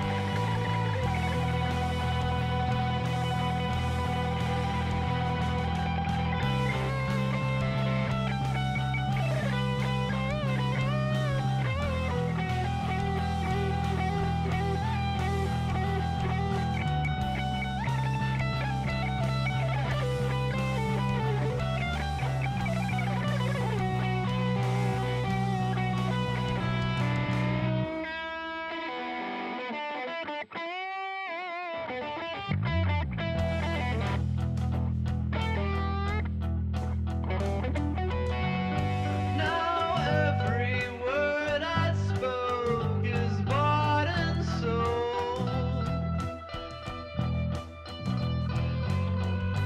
and all my fairy tales have been twice told.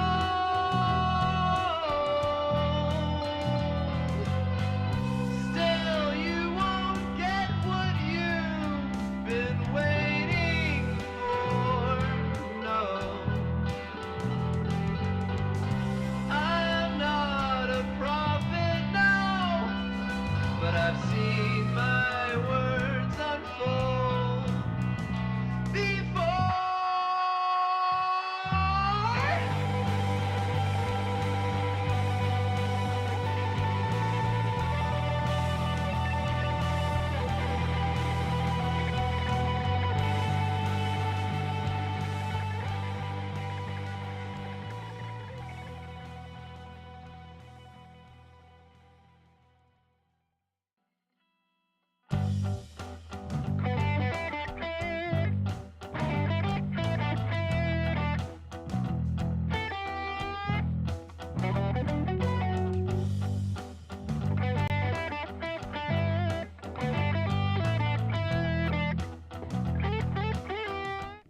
Hello, I'm back. I don't have a result yet. I was hoping I'd be told it by now. I've not. I'm waiting on Daisy. She's not seen my message asking for the details. So I'm, just because I know she's watching, hopefully she can hear me right now. Oh, here they are. They've popped up. She's got them as an XL. So pretty exciting. Thank you very much for your diligent work all evening, Daisy. And thank you to Daisy and Ethan for writing the questions. Let me see what's going on here.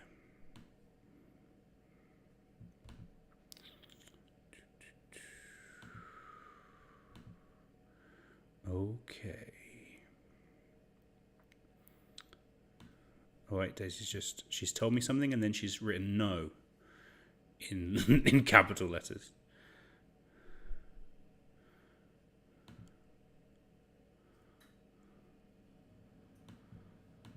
She said, "Oh no, wait." So hopefully it's nothing serious. Sort by column. Just trying to. I usually use. There, I think I've sorted it. Okay. Let's do the top 5 teams. Let me show that I've got a thing so I'm in the corner. There we are. The winner is top 5 teams. So in 5th place, the team in 5th is the brilliantly named, because it makes you understand what they are. It's Megan's team. Congrats, Megan's team. 5th place, 39 points. A little bit of a leap up.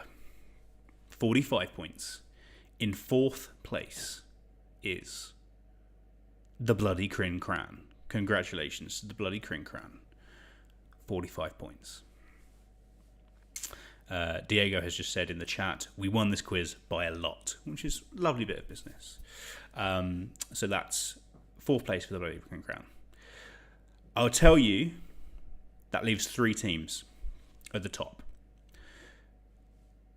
One team has scored 47. The other 2 teams have scored 46. The teams we're looking at are Twerking From Home, formerly the Minty Chocolate Biscuits, Everyone Is Busy Tonight, and Just Jack. So 2 of those teams have scored 46. One of those teams, they're the winners with 47. So it's by the barest of margins.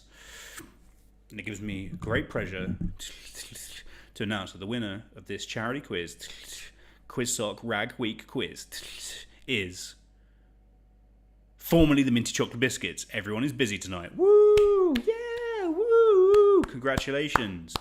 Woo! Congratulations to formerly the Minty Chocolate Biscuits, the Minty Chocolate team. A very good win, 47. Only dropped 3 points, 3 perfect rounds.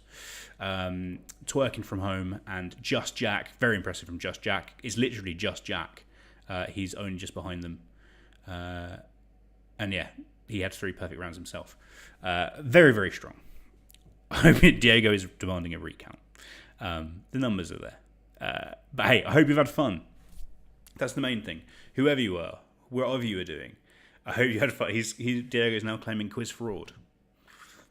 I'm so sorry.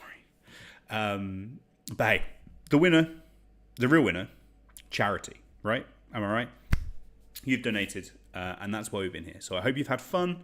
Hope you've enjoyed it. I certainly have. And if you've not donated already, please do it. We'd really appreciate it. We smashed the total, and I believe we're one of the best. Rag Week's all about raising money, and so far I think we've raised a really good amount of money compared to some other people. It's not a competition, but we're doing well, so thank you. So please make sure you donate via that link. If you are at the University of Sheffield, this great university, you can sign up for QuizSoc as part of your student union membership. You can do that on the student union website. You can sign up for our emails if you're doing that. If you are at the university, or even if you're not, you can like QuizSoc Sheffield on Facebook. We've got a group there. We post all of our details for our events there. This is our first charity quiz we've done properly. We're really raising money, but we'll definitely be doing more, so we'd really appreciate it if you gave us a follow. I myself do a pretty regular quiz on this YouTube channel, so if you want to subscribe, you can. I'll be back soon, hopefully later this month, with a quiz.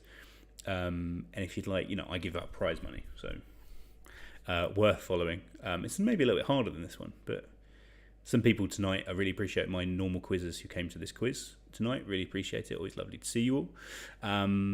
But we've had a great time. I hope you've had a great time. Thank you so much for donating. It's such a good charity, and we're glad that we can help. And that's all from us, really. So please be safe, be kind to each other, go well, wash your hands. You know all this stuff. I love you very much, and hopefully I will see you soon. Have a fantastic evening. I really appreciate it. Goodbye.